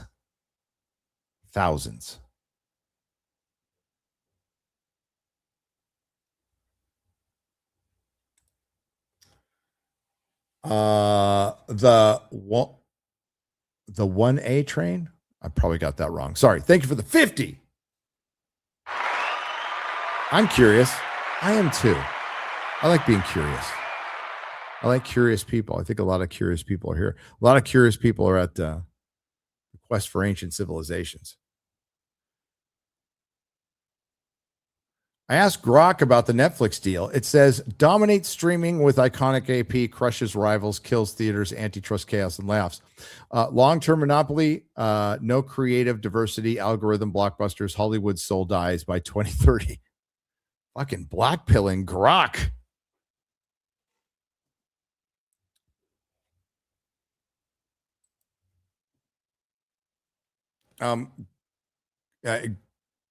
Grok is retarded, but I think a lot of that stuff will happen. Antitrust chaos, it could happen. Will it be to the letter of the law? I don't think so, but that doesn't, we're talking about our federal government. Letter of the law, sweet summer child. Could they make up some bullshit to keep it from happening? Or find a loophole that, might not be entirely sufficient to do it, but they'll do it anyway because of optics and perception and greasing some politicians, which Ted Sarandos can certainly do. I would, if I were Trump, why is Trump getting involved with this at all? Let it happen.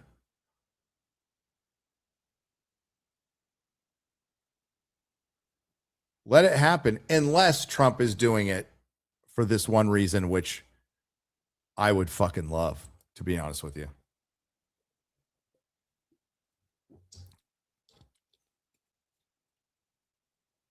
So Hollywood would have to ask for his help. That would be funny. And some are. Because if I was Trump, I'd be all, let them die.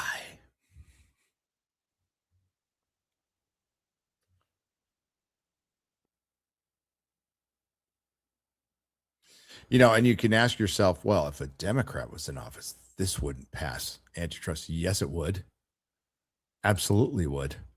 100% would. There's no difference between the two parties when it comes to corporations, ladies and gentlemen. I'm sure you all recognize that. Dr. Professor Jenkins, 8381 for $10. I finished Game of Thrones for the very first time. I now understand how season 8 and parts of 7 ruined the amazing storyline. I began skipping forward to just get it over with. Terrible ending. Fucking terrible ending. Phil Labonte from All That Remains. Much respect. Great musician. Cool band. Cool dude. Like him a lot. You're fucking wrong about Game of Thrones season 8, bro. It's shit. And no amount of time is going to make that better. But yeah, it's terrible. Too many clothes for a successful Supergirl. I agree, Cheesy Tyrion, for $2. There's not enough cheesecake, as Gray said. Balls for teeth for $10. Naysayers will come running to Netflix for work. Going indie is akin to slumming it. Instead of making their own space to be creative, they will always chase the biggest ape's money bag. You are 1000% correct, sir. There is more opportunity now than ever to be a artist free of the corporate shackles, to where you could make whatever you want. And if you are a true artist, an auteur, a Renaissance man or woman who can do multiple things, not just direct a film or just write a film, but write, shoot, direct, edit, compose the music. Like, this is your time. This is your time. And you know what? You might not reach the heights of the overrated Paul Thomas Anderson or the great Quentin Tarantino or the truly really fucking good Christopher Nolan. You know, but you might make enough to more than get by. Maybe with a smaller audience, but like you would be free. So the financial heights might not be as high, but the freedom heights will be higher. If you trust yourself, that's a possibility. You got to be good.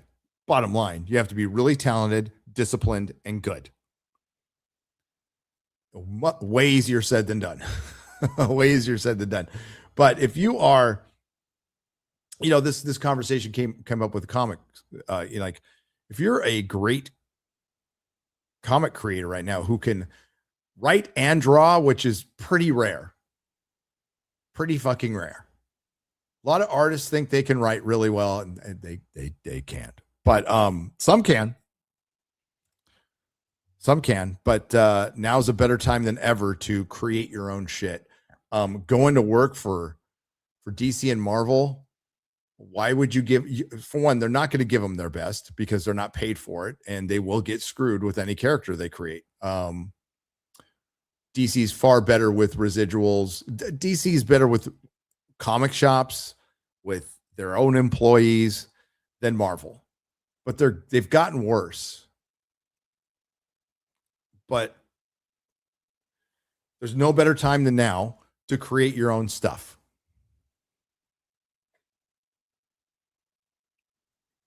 But it's going to be a bigger risk. But I think a lot of people in Hollywood, I witnessed it in the 2 years I was there.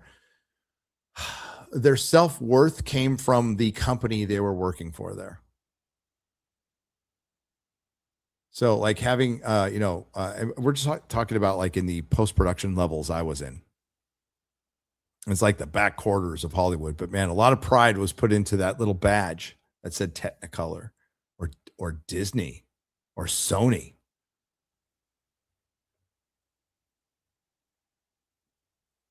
And their entire self-worth was put into that badge, into corporation, which is just, ooh. You can be proud of where you work and proud of your achievements, but like putting your self-worth into a corporation, not good. Never good. I saw a lot of it there. So you're right. They will always chase the biggest apes instead of marching out on their own. It is risky. Not all cock for take. It says Taker 610 for $2. Not all cock. Alcock. As his girlfriend. Super Frandaman. Sea Devil Girl can change her gender in Land and Sea. I am so utterly unsurprised by that. Russell T. Davies is lost. The only thing I saw from the war between the land and sea is they chucked the wreck of the Titanic into New York. Better late than never. Oh, Jesus wept. Gary, did you see Adam versus Dibble on Twit? No, I was at the conference.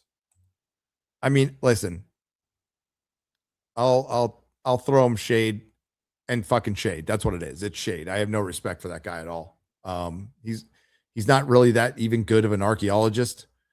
But I'm as much of an archaeologist as he is a YouTuber. He's disingenuous. He goes out and lies. And he's a fucking ankle biter reply guy. That's all he is. So I'm not going to get into any, for one, was blocked until very recently. So if he's out there crying that he was responding to being invited on the show, which he wasn't, because obviously he's maybe too autistic to understand sarcasm. But I did say on Michael Collins' stream that I will certainly have him on Forbidden Frontier if we ever talk about seeds, his area of expertise. But he's already been proven to be a liar and disingenuous, and I have no desire to talk to him ever. And I'm not going to fucking fight with him on Twitter. because that's what he wants. Plus, I don't fight with people on Twitter. But he repeatedly called Graham Hancock a white supremacist. So fuck that dude.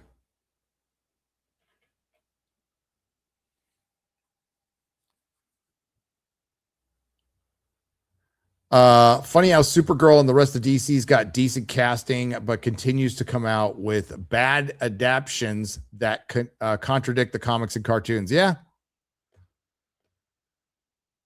James Gunn Superman.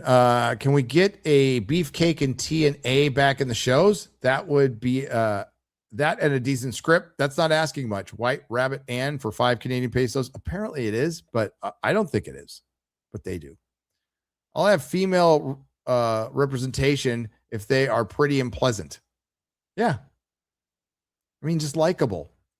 You could have a female that's rough around the edges that's still likable. Grace's blue neck. Message trash. Word Bubba Doom. Rose for $9.99. Thank you for the donation. Doesn't say anything. Thank you. Her channel should be named Beyond the Trailer Park. Nope. There we go. Wrong chat. Gary owned 3 high schools and was kicked out of a comic shop. Have I ever been really kicked out of a comic shop? I had to think about that. Eric, I have been kicked out of a comic shop, but that was when I was younger in my drug days. I have not owned 3 high schools. No. I'm a female MCU fan. The only reason I'm interested in Doomsday is for Thor and Loki. There you go, Rose. Rose proves the point. It's Thor and Loki. That is completely understandable. Buffy, Willow, Faith, pretty plus writing simple. Right. White Rabbit and Faith will not be in the Buffy series. Faith is Eliza Dushku, who has retired from acting and become clean and sober. It's kind of awesome. Gary, I quit watching Beyond the Trailer 10 years ago. This paid airhead will do what she's told to do. Yes, Stymie. She's very studio driven. Man, the studios had it good for a while, didn't they? They're like, wow, we get all this free extra marketing from YouTubers who, I will say, some started authentic, but that they changed.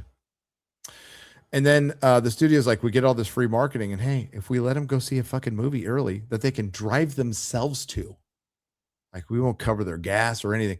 We'll just say, hey, come watch this movie early. They'll give us all the free advertising. And that was good.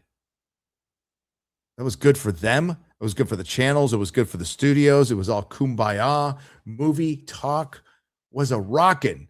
Now, admittedly, you had people like Chris Stuckman and John Campea who got in early, but offer little to no insight. As a matter of fact, I would call the insight from John Campea and Chris Stuckman unsight. Unsight.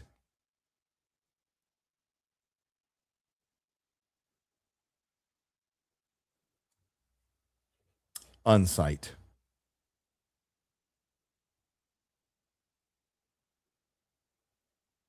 But you also had people like Jeremy Johns who were great, still great. One of the G's, one of the best reviewers out there. And he doesn't go into mass detail in reviews, but he tells you something. You get a feeling, and he also has passion and a personality, and that goes a long way. I mean, who the hell would say anything bad about Jeremy Johns? Oh, I know some people did because he reviewed Matt Walsh's movie. Well, fuck them. And Robert Meyer Burnett's out there killing it because that man is a true nerd, a true connoisseur of film, knows his shit. Schnepp is gone, which is too bad. That was a real one. Gore's still out there too. Chris Gore. But most of them polishing that studio knob. Leave Giant Corporation alone. The Road Hypnosis for Hypnosis. Jesus Christ, Gary. They should let women into the NBA, NFL, and MLB to get female viewers. They don't watch sports because there aren't enough women in them. I completely agree. As a matter of fact, let it fucking happen. Merge the WNBA and the NBA. Let's see some female representation on the O-line of, I don't know, who's got a good O-line this year in the NFL. I'm just going to pick a team, the Eagles. I don't know if they have like the dominant O-line. Remember the Hogs? Remember the fucking Hogs from the Redskins? That was an O-line. Holy shit.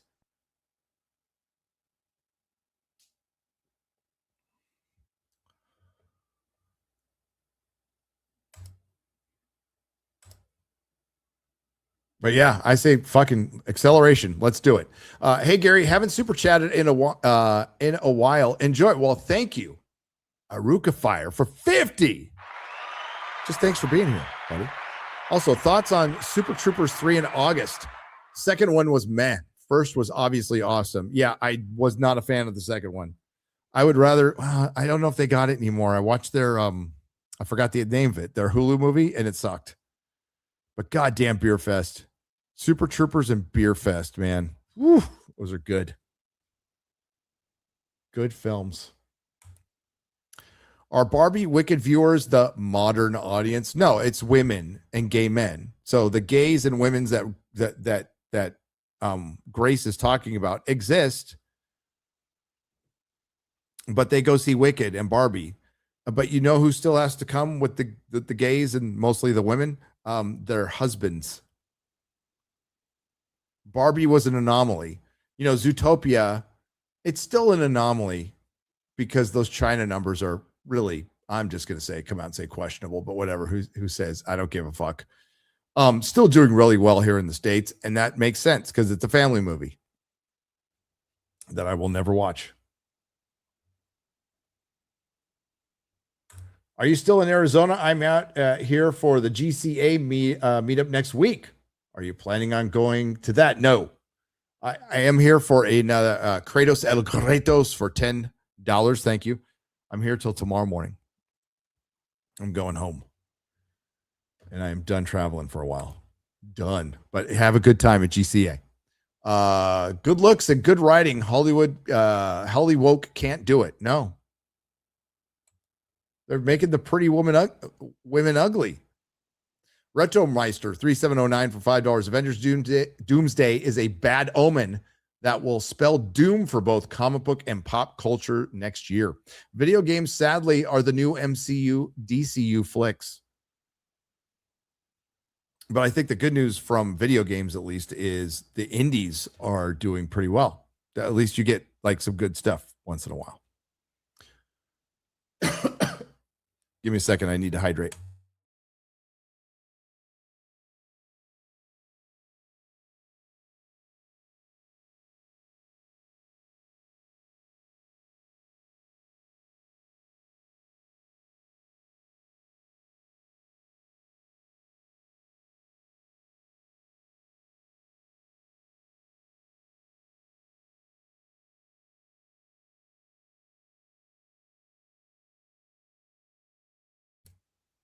Thank you. Grace Randolph would be cuter with a mouthful. I don't even want to think about that. Wouldn't the MCU characters not being in Doomsday protect them from being killed off? Yes, Ministry of Wrongthink. I think Doomsday is about like mowing through most of those teams. Everybody's going to die. That'll be so much fun. Stop tying for one fits all back to a male-female movies. White Rabbit, you are correct. Hi, Gary. When Az mentioned Scarlett Johansson returning, you said it's highly unlikely because she's pissed. Please elaborate why. Aluva, I'm trying to say this name. Alvin Aditya. Scarlett Johansson starred in Black Widow, her first solo movie, of course, after they killed her off in the MCU, so it was a prequel. She was due a movie long before that. Came out during COVID. They released it day and day, which broke a contract with Scarlett Johansson, or prevented her. I don't know if it broke a contract, but it certainly circumvented her getting residuals from the back end on the box office that she negotiated in her contract. She sued Disney and won, and said she ain't never going back. Even though you can try to put this on Bob Chapek, but Scarlett Johansson knows better, knows Kevin Feige was involved in that decision, although he, in his book, or in the book, The History of the MCU, he's like, oh, I had no idea that was happening. Shut the fuck up, Kevin. You're lying. 18 months. Nice. Thank you, Tux. Thank you. Remember Spider-Man versus Doc Ock, Blade versus Nomak, Netflix, Daredevil versus Nobu, Cap versus Bucky, Wolverine versus Lady Deathstrike? I miss those days. I do too. Dark Zero. That fucking Wolvie versus Lady Deathstrike in X2 was good. It was good. Toxic Man Flu for $100. Got your book today. Thank you, Tox. Do you remember the time you and I went to the Bender in Mexico and ended up in Argentina? Me either. But we have both done enough drugs during the same time that neither of us can say it didn't happen with 100% certainty. This is true. I am thankful for you, Gary. I'm thankful for you, Tox. Thanks, brother. Yeah, that could have happened. And then we sang to each other. We sang, "Don't Cry for Me, Argentina."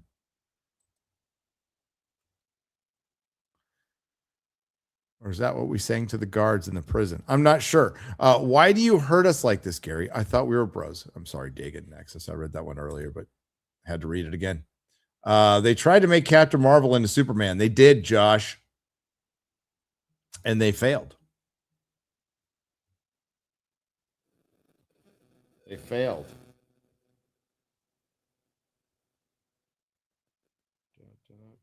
Okay. Gary, the new Landman episode. God, that family is a mess. Oh yeah, there's. God, I'm so behind on so much stuff. I have a lot. That's great though. I have a lot to catch up on. Can't wait. Can't wait.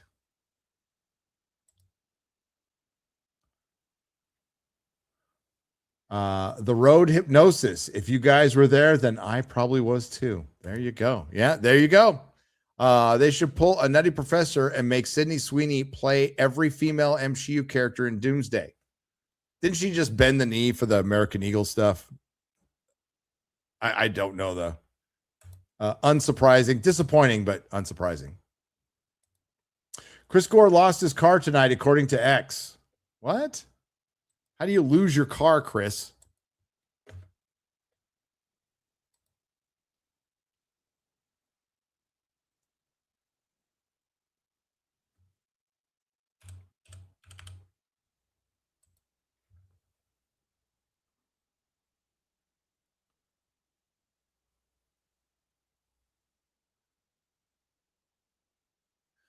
California is a lawless hellscape. Tonight, my girlfriend and I were driving home in the I-10 North, and a vehicle with the license plate number 3XTM722 smashed us in the left side. We started following the car and tried to stop the car at the next exit and exchange insurance info. Instead, the driver rammed us in the right side, attacking us, and fled the scene. My car is completely screwed, and the vehicle fled the scene. The CHP told me to come in and file a report. Any advice on what to do?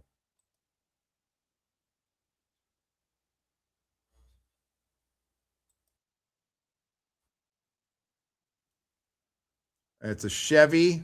You want?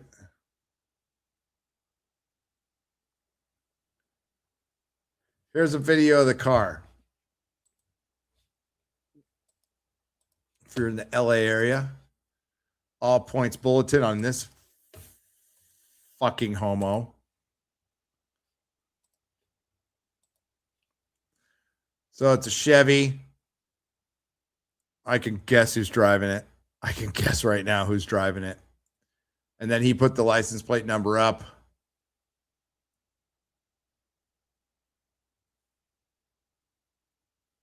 I'd still, dude, go in and file a report, Chris. And Make sure you're not hurt. Make sure there's no injuries.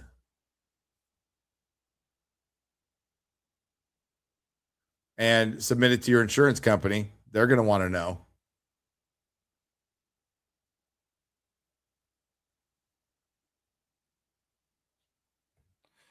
California is a lawless hellscape, brother. I'm glad you're okay. Fuck this motherfucker. If anybody recognizes this car, it'd be awful if something bad happened to him on the way to the police station. Be really terrible. Little bitch. Sorry, Chris. That's terrible.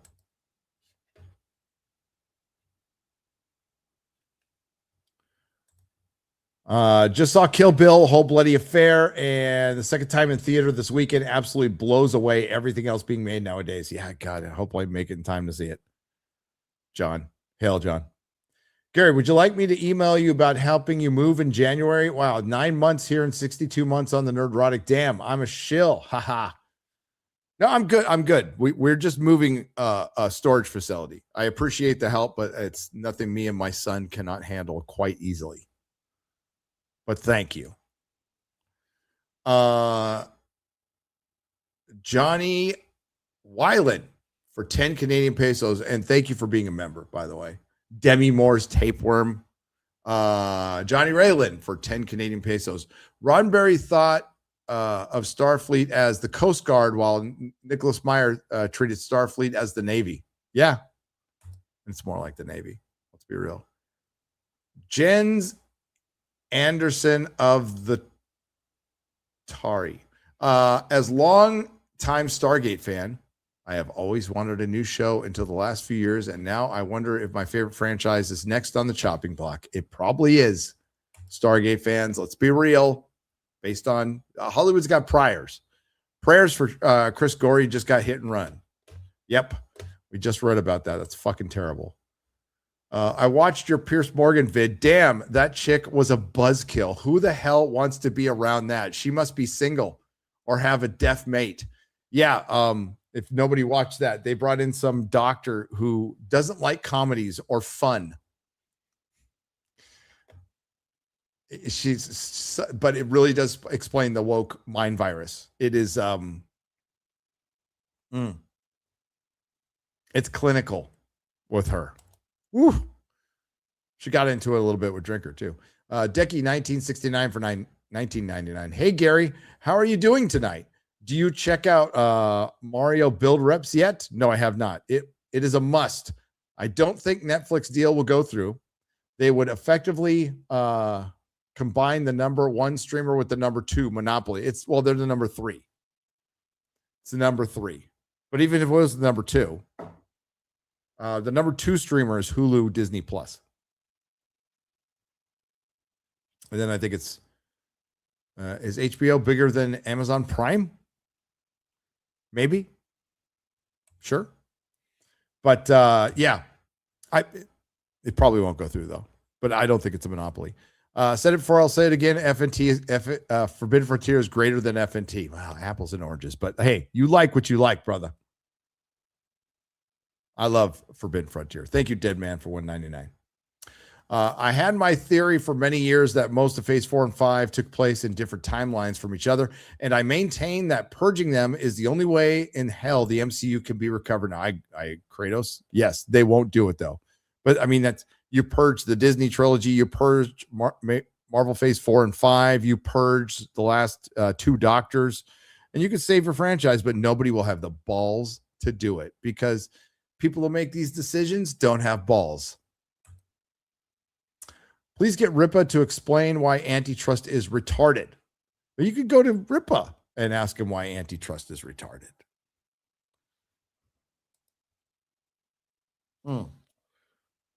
But if he's listen, I'm no political science. I'm no political analyst. But if he's coming from the true libertarian, there should be no centralized government interfering in private business. I'm not going to argue with him on that at all. I'm not. I'm just pragmatic. Like, there's the politics that I like. that I prefer. Do I think the politics that I like and prefer could be implemented in the real world? No. I don't think the world's ready for it. Not for a long time, but it's all based on trust, freedom, and a lot less government. And a lot of the world isn't ready for that. And there's some people who just want to be ruled, they do. But yeah, I'm sure Ripa has already explained that. But if it's something like that, I'm not going to argue with them. Let's talk about Starfleet Academy and how Aunt Jemima Dar will be the best character. Well, she'll be the biggest. She'll get the most screen time or the most screen balls of teeth for $5 for sure. Does that mean there won't be an FNT meetup in April? No, well, because we're doing MegaCon in March and it's late March, right? Hang on. Let me double check.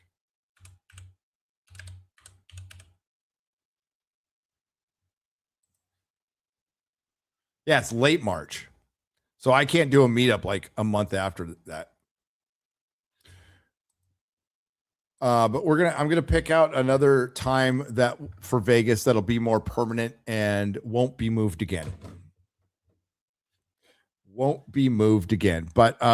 it'll probably be later in the year. But I'm gonna try to time it with a con or something. We have options. We can do CinemaCon. We can't do CinemaCon because that's in April. But we can do can't do WrestleMania. We're not going to do that one again anyway.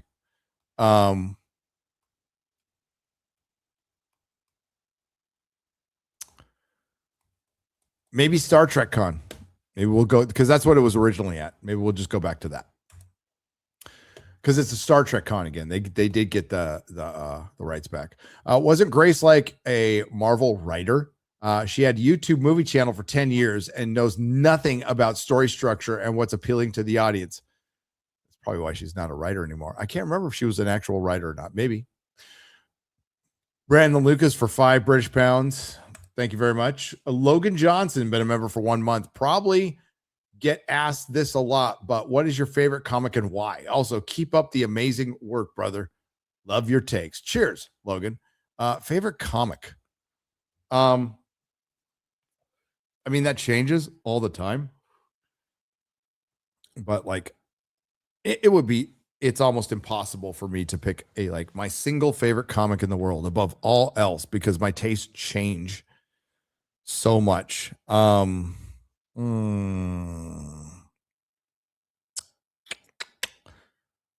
There's the basic bitch answer of the Frank Miller Daredevil run is probably my favorite run of all time. Followed closely by John Byrne's Fantastic Four run. And I adore Amazing Spider-Man 200 to 300. Absolutely adore. That's what I grew up reading them. Freaking loved them. As far as DC, it's probably a little easier to pick a favorite comic book. But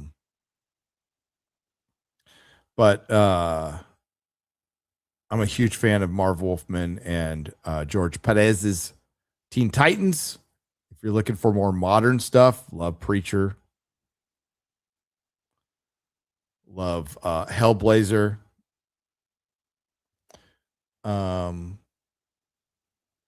Probably my favorite recent comic is Conan. Followed closely by the Transformers. That's pretty fucking good. But too many to count. I love a lot of comic books.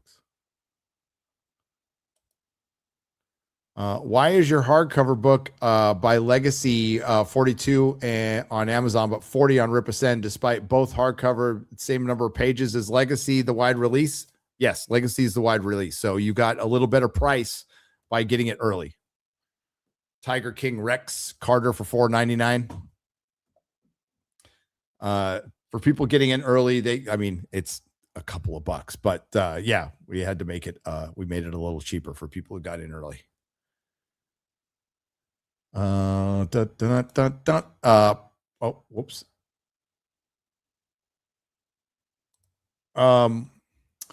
Joshua Henderson, 3444-499. People shouldn't be mad at Netflix for buying WB. Everything was already a problem before Netflix. Just look at all the garbage we've gotten for the last 10 years.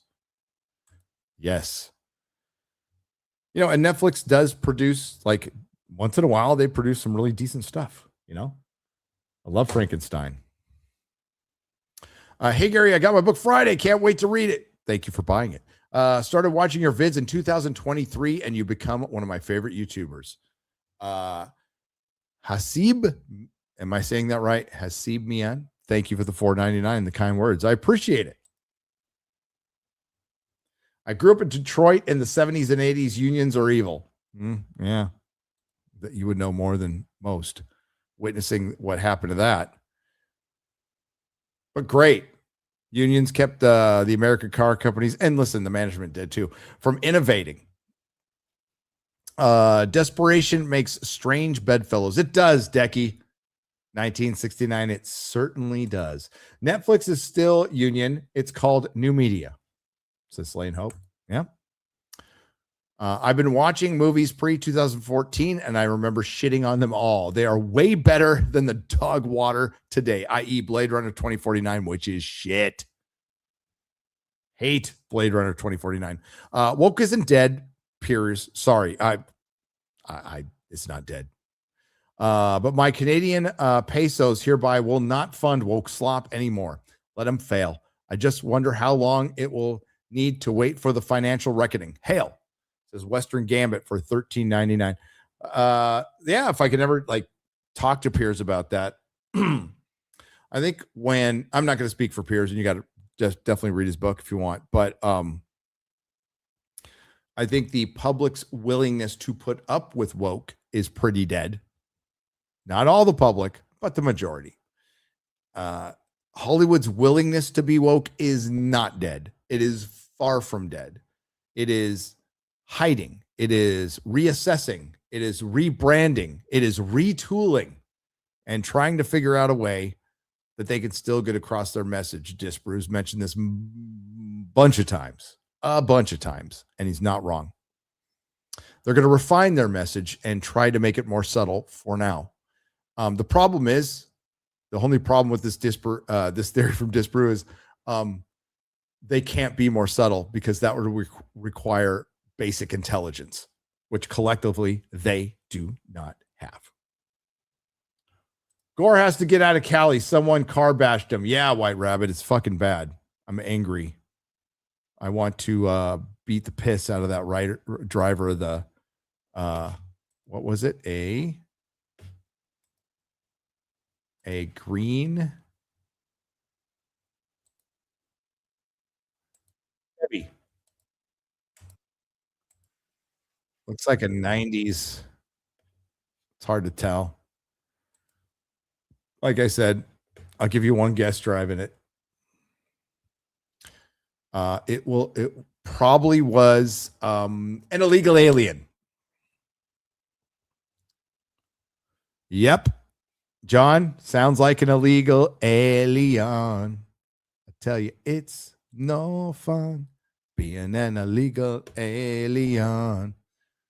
They're usually the ones that hit and run drivers. They are solely responsible for making California insurance rates skyrocket to insane levels.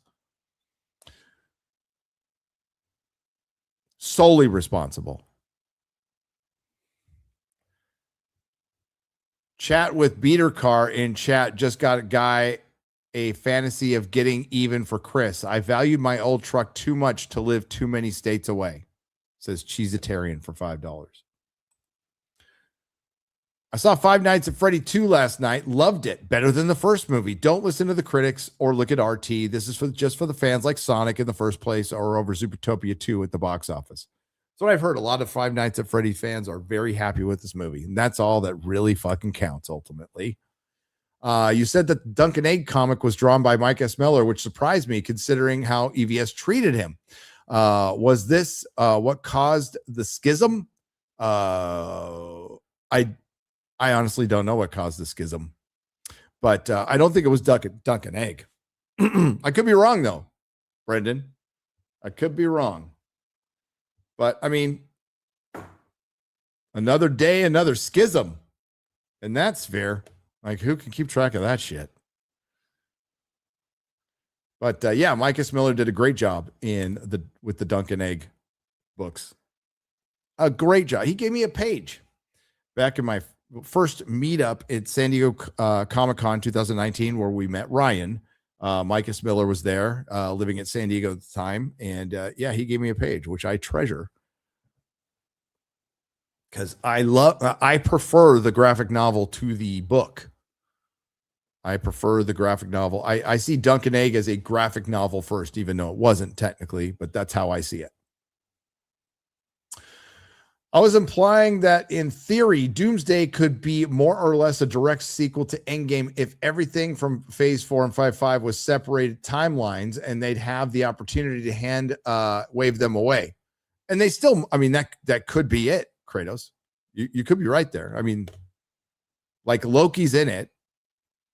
He is the god of stories, basically, with his little green fucking spaghetti threads. So that certainly could happen.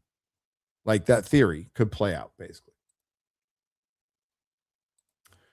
Enjoyed the weekend, Gary. Thank Garrett for me, please. Net Stealer, I will. And dude, it was tons of fun, you crazy mofo. It was great hanging with you, brother.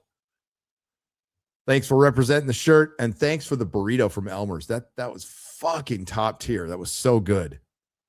Kratos El Gratos for $10 said, get Chris Gore on Forbidden Frontier since he had an alien encounter. Ha ha.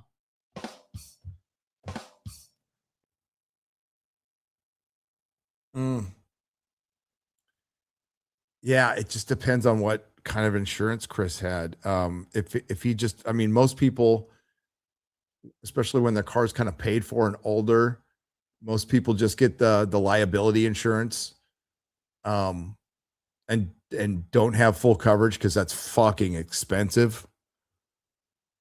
So yeah, I don't know if he's probably, that shit's gonna have to come out of pocket. Wow, what a pisser. And honestly, even catching that guy's not gonna fucking change that because he's a fucking illegal, maybe. Or an alcoholic, or maybe an illegal alcoholic. Just be happy you're healthy at this point. That could have gone so much worse, especially since they fucking rammed his car. Oh, that makes me mad. That makes me mad.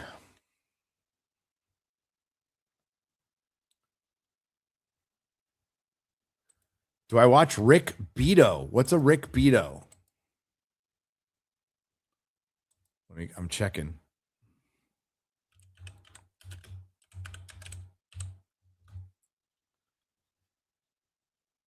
Oh yeah, I did. Okay, Rick Beato.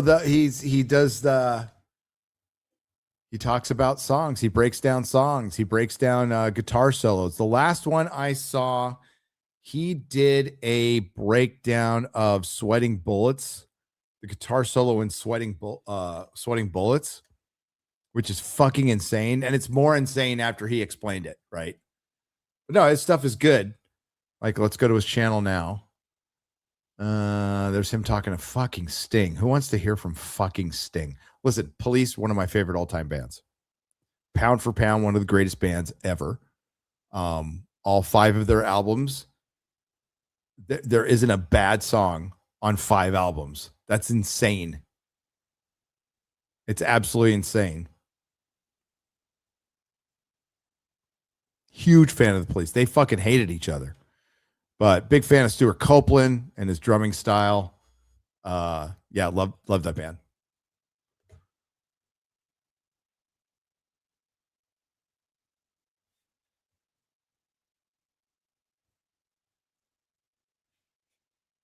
Yeah, so you know what? I just didn't put the name to the face. But yes, definitely watched a lot of that stuff. And it's good. It's really good. Music analysis. As a Five Nights at Freddy's Scott Cowith fan, I had fun with the movie, but Scott's writing is weak.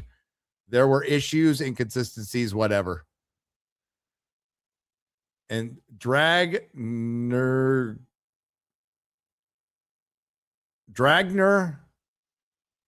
Graphene? I can't. It probably says something completely different. But God, I hate these ads. I mean, I couldn't read them before. Now I'm completely fucked. But thank you for the $5. My kid will be seeing. My youngest is a big fan of Five Nights at Freddy's, so he loved the first one, and I'm sure he's gonna go with his bud if he hasn't already, and he'll go and see the second one. I'm sure he will love it. Logan, thank you for the $100. Thank you, Logan. What are your thoughts on Godzilla -1? -1 is such an amazing film. I saw it 10 times in the theaters and felt it was amazing when I first watched it. Not much is known about -0 except that Yamazaki will be writing, directing, and doing visuals. Godzilla -1 is one of the best movies of the decade. One of the best movies I've seen for sure in the last 10 years. It is my favorite Godzilla movie. And I think it reminds me a bit of Jaws. It's not as good as Jaws. Jaws is all time, but it reminds me a bit of Jaws, but they did it with an aging IP, and they just went back to its roots. And they did the one thing, like most people were like, give me my fucking monster movie. I'm tired of the fucking human aspect of it. And it's because they've never pulled it off. And what they did was, oh, we're going to fill this thing full of humans, full of really interesting humans in a foreign language. You know, Godzilla's not going to be in it very much, but when he is, it's going to matter. And we're going to make Godzilla bad again. And it was fucking awesome. So I've seen the movie about 10 times too. And watching it, marveling at the artistry of it, the creativity with such a low budget. Godzilla -1 is a masterpiece. It's a fucking masterpiece.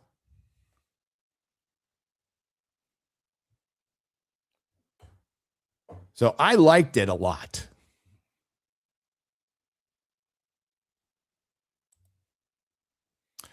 Gary, did you watch the show Sightings all the time, especially because I was in prison? So I didn't have a lot other things to do. But yeah, Sightings, and then what took its place on Friday? Pre-Dawn Corpse. You remember what took its place on Friday? A little show called The X-Files. LOL, I picked that when I was 20, and Todd Ed says Dragner forget. Now I can't even read your regular super chats, but that's probably because I'm tired, bro. I'm sorry. Sting is a great bass player too. Strums with his thumb kind of. No, Sting is a musical genius, Decky.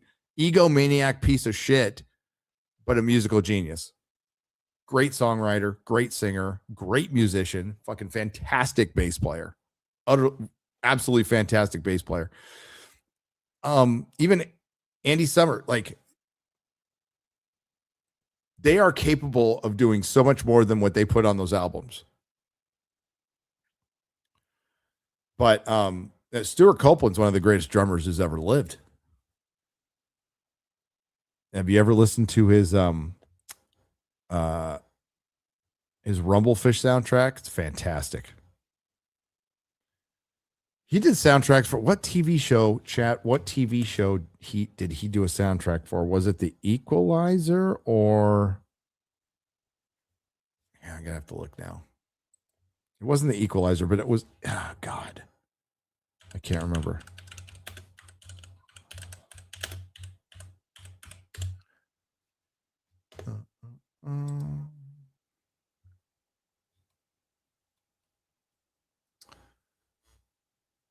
Oh my, he composed South Park, Bigger, Longer, Uncut. That's great. Highlander 2, The Quickening, but he did a bunch of TV. He did some TV shows in the 80s, and I want to say it was. Oh, he did. No. Let's go in the 80s.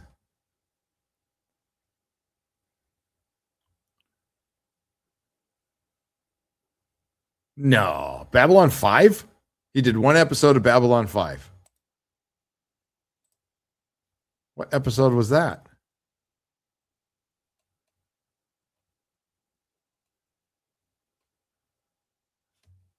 Yeah, he did one episode of Babylon 5. That's a trip. No, he did. God damn it. Oh, the name is on the tip of my tongue.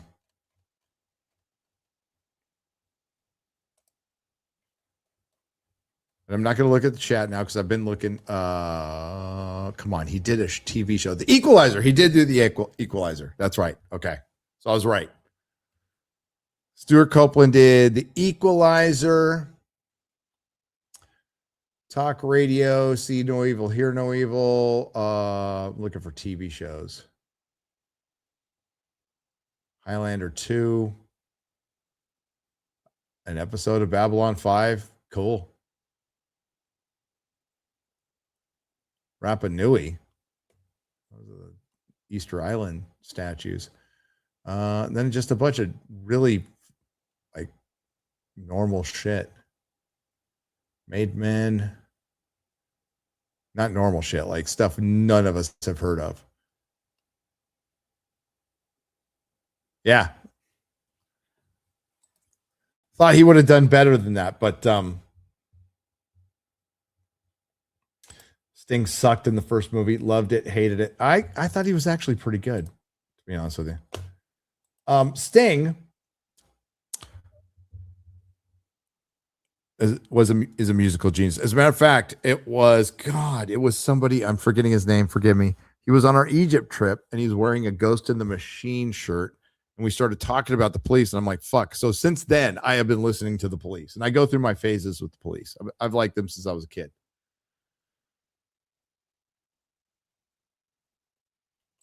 I liked Loki better in Avengers 1. He was a badass. Yes. As a matter of fact, Joshua, I thought I had it, but I didn't. So I was at a comic store today and I got the 1/6 scale Loki from the Avengers and I got it at a discount price because it doesn't have a Tesseract, which I already have an extra one of. So you know where I found it? In a desk at the Time Variant Agency.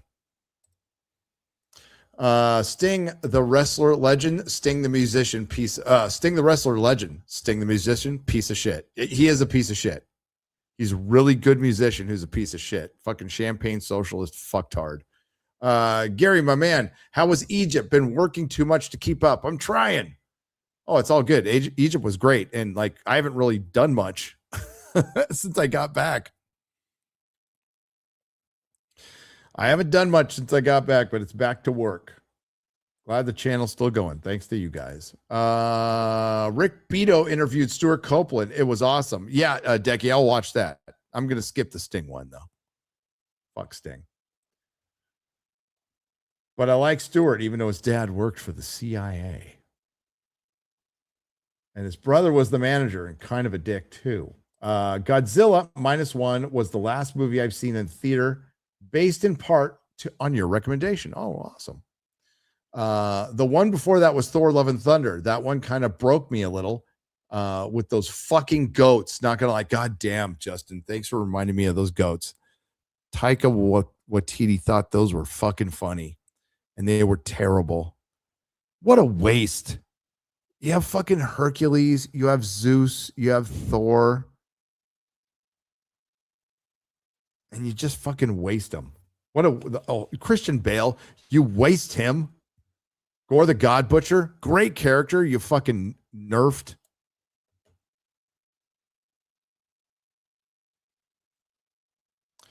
No, Thor 4 makes Thor 2 look like Iron Man.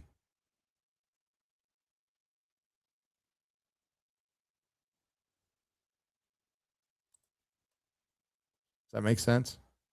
I think that made more sense than Grace. Wouldn't you agree?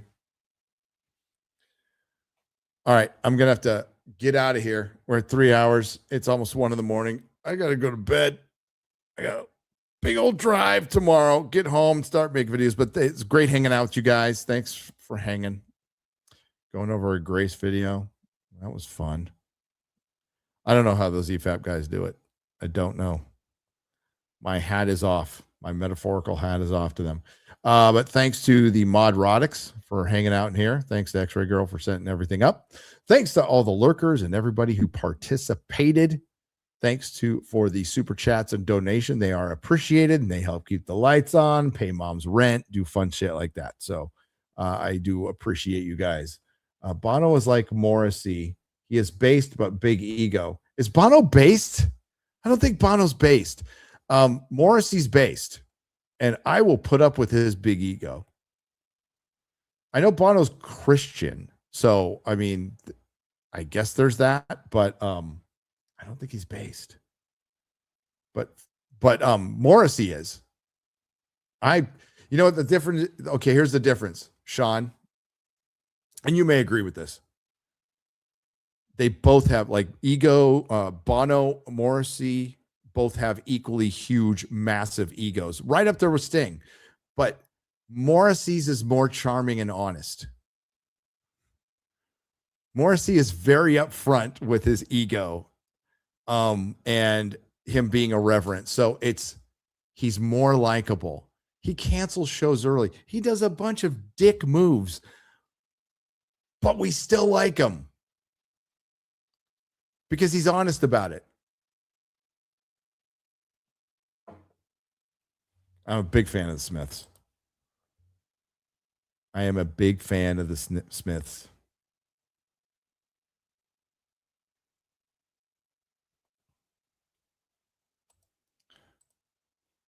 Morrissey's a fucking legend. I've seen half a Morrissey concert. The thing that like really drew me to the Killers is they used Smith's music. Dude, my favorite album is a greatest hits album. I know it's terrible to say, but if you ask me what my favorite Smiths album is, it's Louder Than Bombs.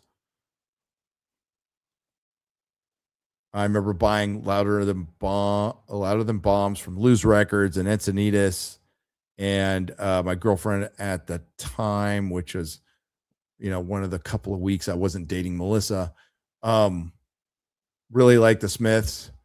And a buddy of mine, Theo, was really into the Smiths too. He got me into the Smiths,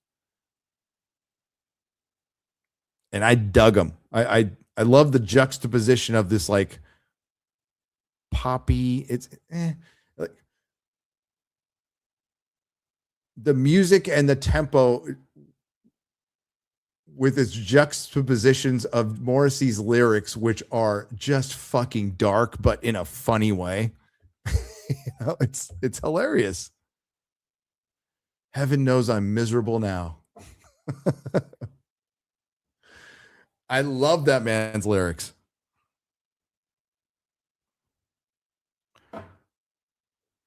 In my life, why do I give my valuable time to people who could not care if I lived or died? I know I didn't get that exactly right, but girlfriend in a coma.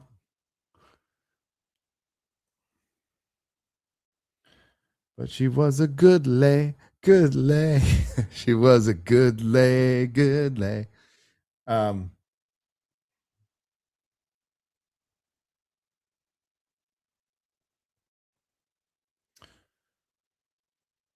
Yeah, Louder Than Bombs.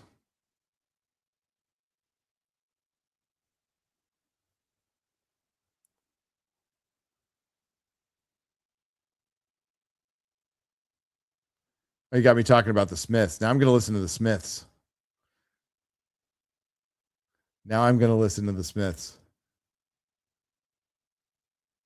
It's a captive audience.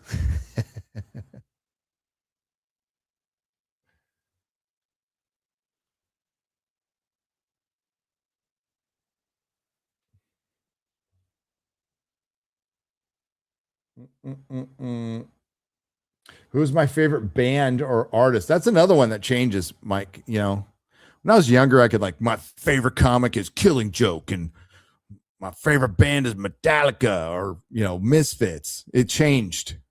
It's whatever I was listening to. Like my favorite band, I've had Pink Floyd's been my favorite band. Oingo Boingo's been my favorite band. Subhumans has been my favorite band.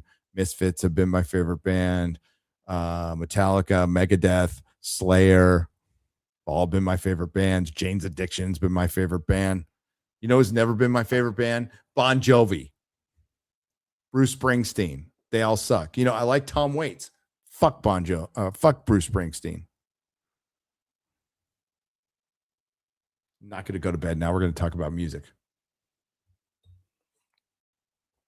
No, I do. I have to go now. Greatest musical artist and baddest ass human who ever lived, Johnny Cash. End of story. Johnny Cash. Yeah, Tom Waits is weird. I like some of his stuff. 3 Non-Blondes. I'm not a lesbian. I like Def Leppard. I respect Def Leppard. Everybody listened to Pyromania. That album was huge. King Diamond. I like King Diamond. Cher. There was a time Cher was hot. Kind of weird, hot, but hot. Lemmy is greater than Johnny Cash. No. I have all the respect, nothing but respect. But I tell you right now, Lemmy wouldn't say he's cooler than greater than Johnny Cash.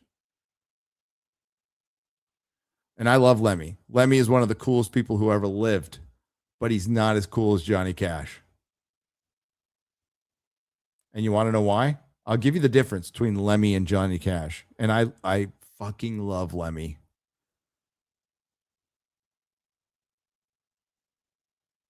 And what's that difference? Spirituality. Johnny Cash could be both a badass, cooler than anybody alive. He goes to church on Sunday.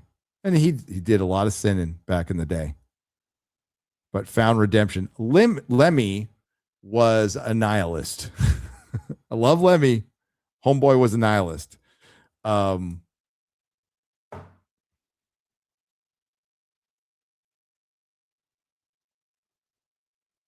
So that's what makes Johnny Cash slightly cooler than Lemmy. But Lemmy's still fucking cool. He's cooler than all of us.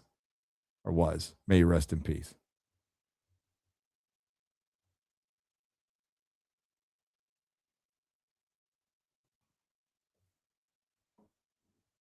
And Lemmy and Johnny Cash, you know what made them so endearing to fans is they always kept us in mind. And like we actually, I mean, I can't get into their head, but we actually mattered to them. And they always acknowledged the fans all the fucking time. And we can't say Lemmy ever sold out. We can't.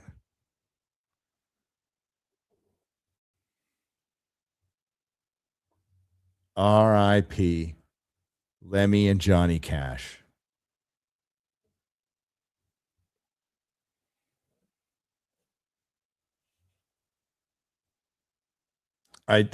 Carrie listens to Paramore. No, but I probably would listen to them over Bon Jovi. I'll be real. Like, I'm not going to sit here and I'm not a Nickelback fan, but I'm not going to disrespect Creed, which is just your basic bitch, normal early 2000s band. But I didn't hate them. They, like, when their music came on, I didn't want to throw things at the radio like I do with Bruce Springsteen and Bon Jovi. I think Creed had their place. Okay.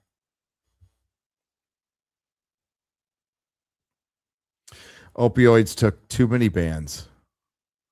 Oh, and then there's fucking Pearl Jam. Fuck that. Fuck Eddie Vedder and his stupid TDS liberal punk ass, grunge ass. Never be as good as Lane Staley. They Might Be Giants are awesome. Love They Might Be Giants. Michael Jackson or Prince? Prince.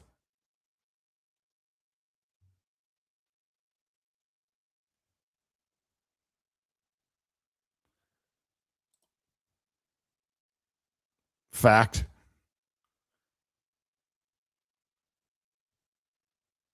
One of my favorite all-time punk rock bands. Just saw him last year. Patti Smith is greater than Bruce Springsteen. Facts. Devo and Boingo. Great. Great new wave. AC/DC with Bon Scott. I like Pantera. I do. Chris Cornell, great singer. Gone too soon. Very sad.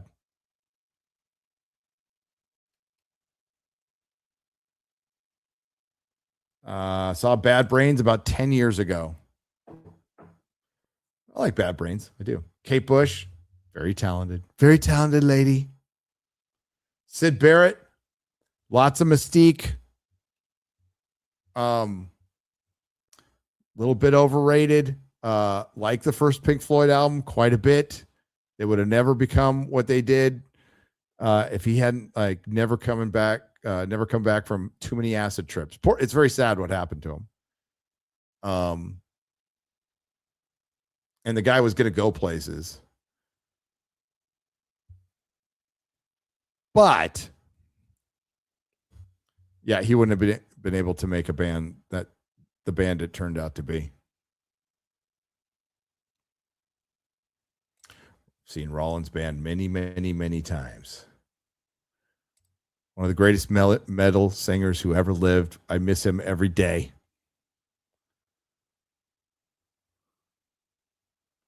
And he sings my favorite Black Sabbath song, like by far, of any Black Sabbath era. It's the heavy metal version of Mob Rules.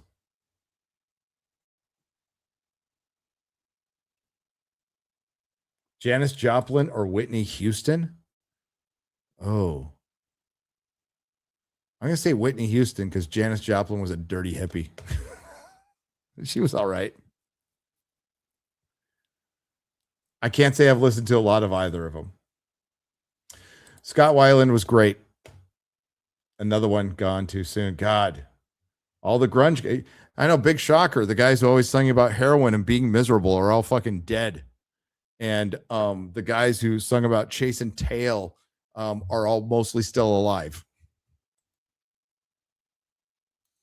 Oh, David Lee Roth. Now, you could say technically like Sammy Hagar is more talented and can hit higher notes, and David's completely lost it, but you cannot deny that David Lee Roth had fucking charisma, mojo up the yin yang, and the David Lee Roth era of Van Halen was orders of magnitude better than the pop top 40 Van Hagar. I like you see Sammy interviewed and he seems like kind of a cool dude. So I don't mean to disrespect him too much, but Van Hagar fucking sucked. It just did.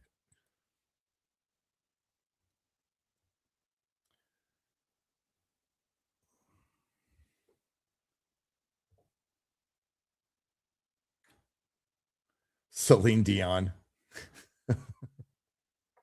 I hope she feels better. She's got some health problems. Can't say I listen to a lot of Celine Dion. This is a fact. But rock and roll is showmanship.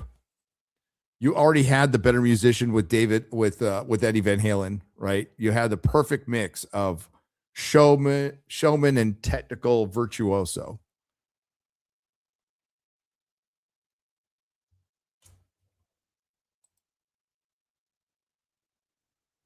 Love Alice Cooper.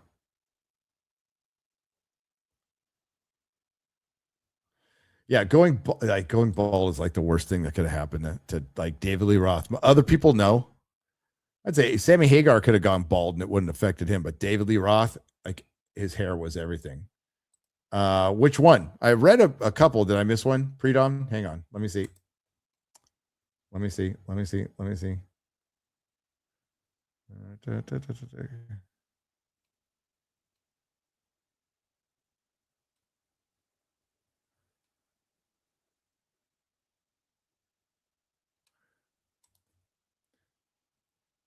I'll check it out in just a second. Pre-Dawn Corpse. Hang on a second. Tom Petty's best album is Greatest Hits.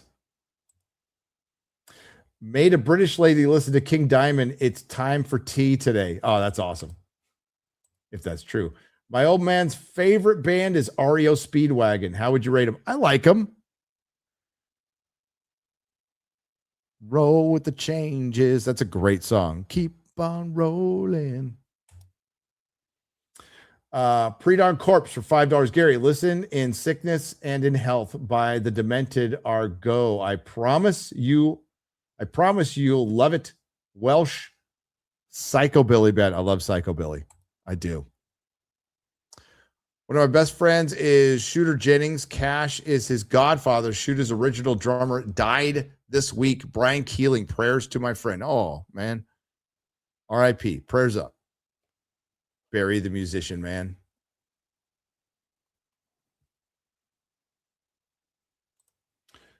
Gary, why are women better talkers and men are better thinkers? Women have 4 lips and men have 2 heads. It's just science. Rush, yes, Genesis, or King Crimson? Rush. You're talking about like prog rock? But it's who's my second favorite? Oh, I'm going to have to say yes. Yes, Chris Squire fucking shredded the bass. Shredded. I like me some prog rock. I never got into Genesis. Like Phil Collins, respect the hell out of him, but I never got into the Peter Gabriel. That was just way too out there for me. Not enough drugs. Even when I was high, I didn't get into it. King Crimson, I couldn't get into either. There's some stuff I like, but fucking Rush is the king. Best thing about Bon Jovi, took 2 girls with me to see him open up for 38 Special, and Vince Neil came to the stage to sing The Boys Are Back in Time together. But the girls were the best part. It's all who you go with, right? Social Distortion needs to play the Super Bowl. Screw the commies they have playing. Hell yeah. Well, there's some commie punk rockers like Bad Religion. Gary, going to see the Neil Diamond movie? Yes, I am. I have an affinity for Neil Diamond because that's my the mom who raised me. My mom. That's her favorite artist. Hey Gary, I've been changing too many tires and oil at Walmart. It's the holidays. Internet drama, not Tim's fault. Janice Joplin, by the way. Janice Joplin. Internet drama is not Tim's fault. What internet drama? You mean the him bringing on Milo Yiannopoulos and Milo Yiannopoulos in his Adderall, coked out, methed out ramblings? Homeboy is on speed. I can recognize that shit from, well, this far away. Yeah, when you bring on Milo Yiannopoulos, that's what you're going to get. And Tim knew it. So Jeremy talked about it. I caught a little bit of what Jeremy was saying. But as far as like somebody shooting at Tim's house, though, that's fucked up.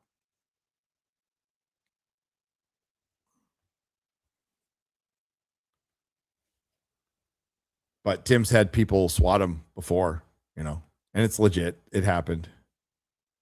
Now, do some YouTubers fake their swattings? Yes. Absolutely.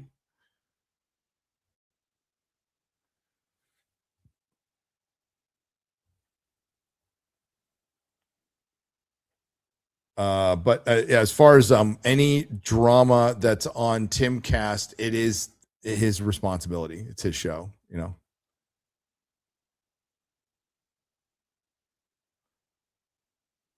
Ultimately, whether I cause it or not, if drama gets stirred up on my channel, it's my responsibility. William Shatner or David Hasselhoff? Shatner, even though David Hasselhoff does not block me on Twitter. William fucking Shatner. El Capitan. Greatest captain ever. But hail to the working man, by the way, to all you guys working out there. Yeah, but I'm not like totally up to speed on all the internet drama. I'll just say this. And I've said it before any of this stuff, like not everybody, but most of Con Inc. Is full of shit, and they're hypocrites, and they're just as Hollywood as Hollywood. They're as a matter of fact, the insufferable Hollywood celebrity is going to be surpassed by the insufferable streaming and Con Inc. celebrity. The Hassans of the world, and right-wing commentators with fucking horrific takes on pop culture with little to no experience in it. It would be like me starting to have a bunch of hot takes about fucking policy, although I probably know more about policy than they do about Hollywood in some aspects. Not everyone. It'd be like me getting into geopolitical shit. I'd sound retarded. But yeah, like it's that's the thing is, we're MAGA existed to break away from the two-party system. MAGA was a different thing. MAGA welcomed in Democrats. MAGA welcomed in libertarians. And it's tough to keep them all together, but they had the single-mindedness, like, we need to make America better. We need to make America better because it's now or never as far as like fixing this shit. There's so much rot and corruption. And we were hoping that like some of it would get taken care of. Now, there are some people out there who expected too much. There are some people out there who are being too apologetic of what's going on. And then there's the rest who were just in it for themselves and don't really give a fuck what happens to this country or you. But they were, and this is all the people who are out there like, we're doing this show to save America. We're doing this show to save America. And you know what? Some people are. Some people actually care about this country and want to save America. I think some people just want to keep the train rolling. Right-wing channels do better when Democrats are in office. I repeat, right-wing channels do better when Democrats are in office. Left-wing channels do better, mostly. At least they used to. When Republicans were in office. Look at CNN's ratings during Trump's first term. Now, they destroyed all their credibility, so that argument's kind of out the window right now. But there's some people who just don't care. And they're not authentic and genuine. And you guys are really good at figuring that out. A lot of content creators might not believe that, but you are. You are.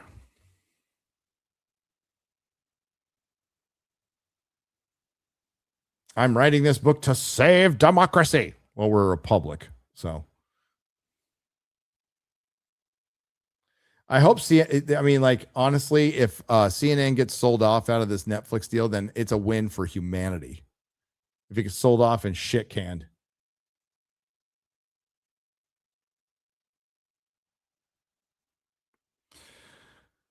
Sold off and shit canned. But yeah, for earlier in the year, prior to the horrendous assassination of Charlie Kirk, I think a lot of people are like, okay, woke is dead and gone and culture war's over and here we go. It's like, ugh, I wish.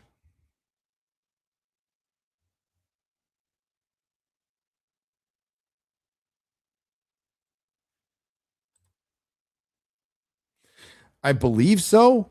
They're being spun off into the Discovery stuff. All the broadcast stuff is. I believe so. Oh, and yeah, and there's Candace. There's Candace, who was a massive SJW and then rebranded magically. But the one thing that's been consistent with Candace, I was just talking about this with Quarterblack. The one thing and he was telling me about this, the one thing that has been absolutely consistent about Candace is she is the victim every time. Every time. Weird, huh? Kind of strange how that works out. Neil Horn, thank you. Got my book, Gary. Thanks, and hail Ripperson. Thank you. Thank you. I hope you enjoy it. But Neil, I appreciate you. I'm so tired of being caught the tail end of Gamergate. Gamergate.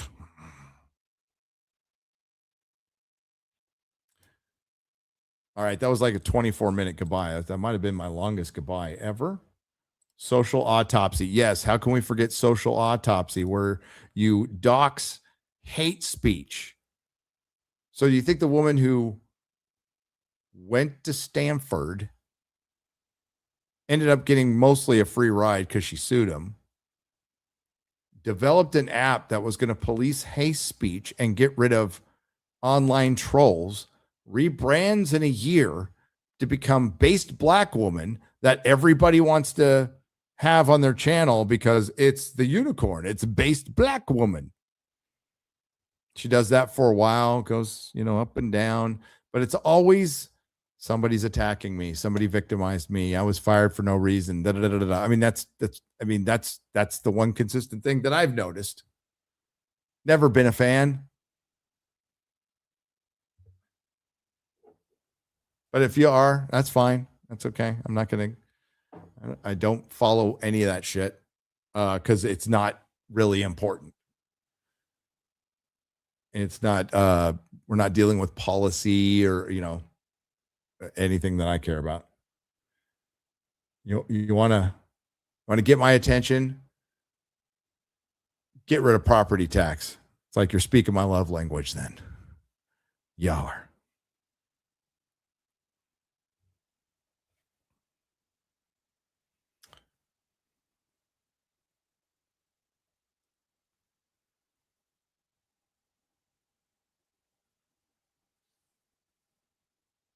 Not yet, Godzilla, but I still might. Remember when you were a little kid? I mean, some of you are probably not even young. You'd be so fucking excited to go to the mall, and the mall's packed. There's this giant Christmas tree, and there's Santa. You're going to go tell him what you want for Christmas. And you thought about it a lot.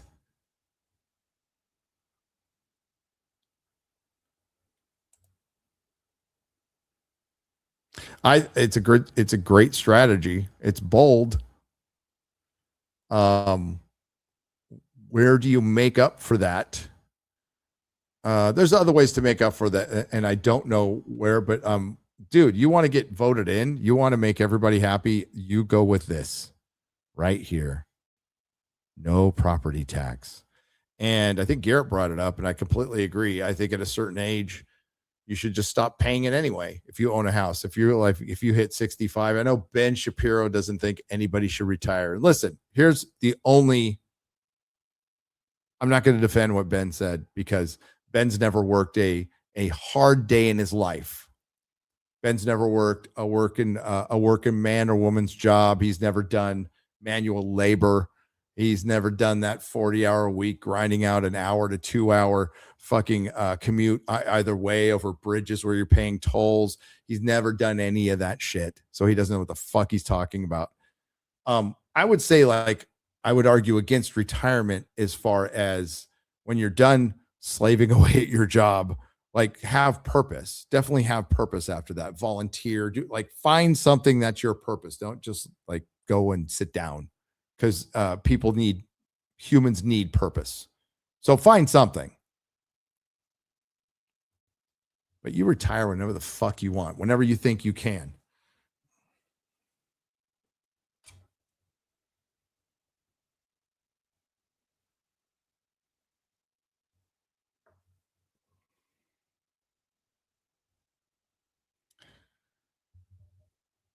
Yeah, well, not many of the commentators out there in Con Inc. have worked a 60-hour week. Some of you know what I'm talking about. And again, 2-hour commutes both ways. You're paying bridge tolls. You have to wake up at 4:30 in the fucking morning.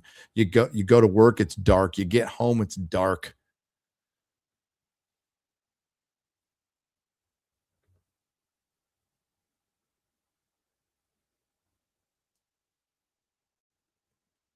And the only thing you have time for is like a little dinner with your family and maybe an hour of some TV show that fucking hates you. You don't even have the sweet relief of Star Trek: The Next Generation or something.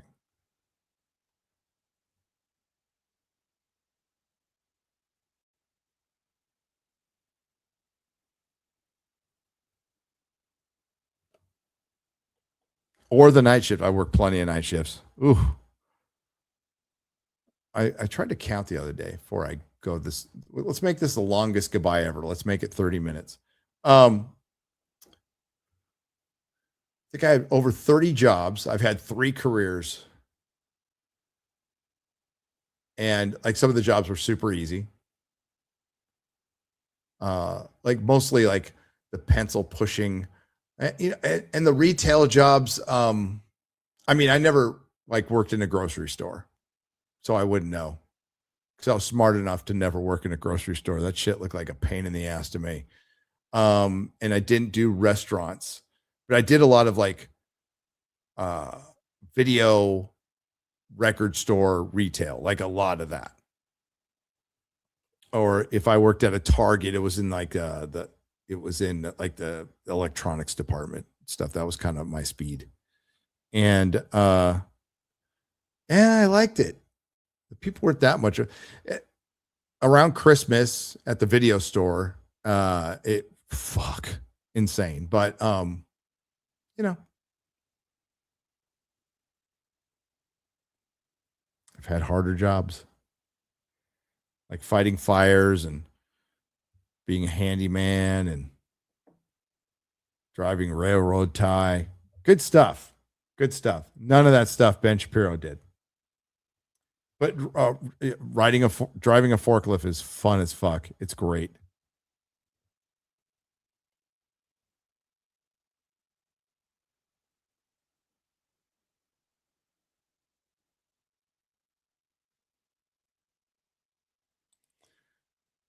Gary, I still got all of my Tesla shirts when I worked at the plant and the laptop too. Oh, you kept the laptop?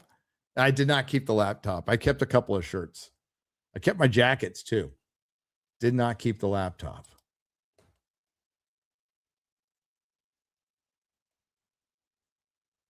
Ha! Score. All right, guys. Let me make sure there we go. I'm going to get you in trouble one more time, though. One more time. What killed malls? Amazon. The internet.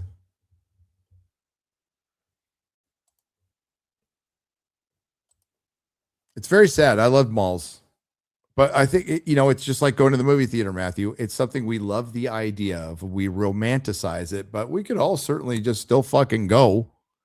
Now, some malls are still alive, and the ones that are like, it's fun going there. Like the one near my house is very much hopping because San Antonio's hopping, and we go there for Christmas, and the music's playing. It's fucking awesome.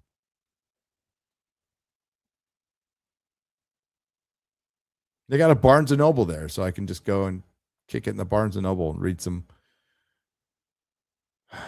magazines that mostly suck now, but ones I used to like Doctor Who magazine and Star Trek magazine. All right, guys, that's it for real. All right, and I will see you on Tuesday when I get back home. So no nooner tomorrow, but you'll have tons of people streaming Geeks and Gamers Daily and Versus. I think Versus is on tomorrow. So send Chris our vengeful rage. Again, thanks to the Modrotics. Thanks to everyone who left super chat donations. Thanks to all the lurkers. I appreciate you. See you Tuesday.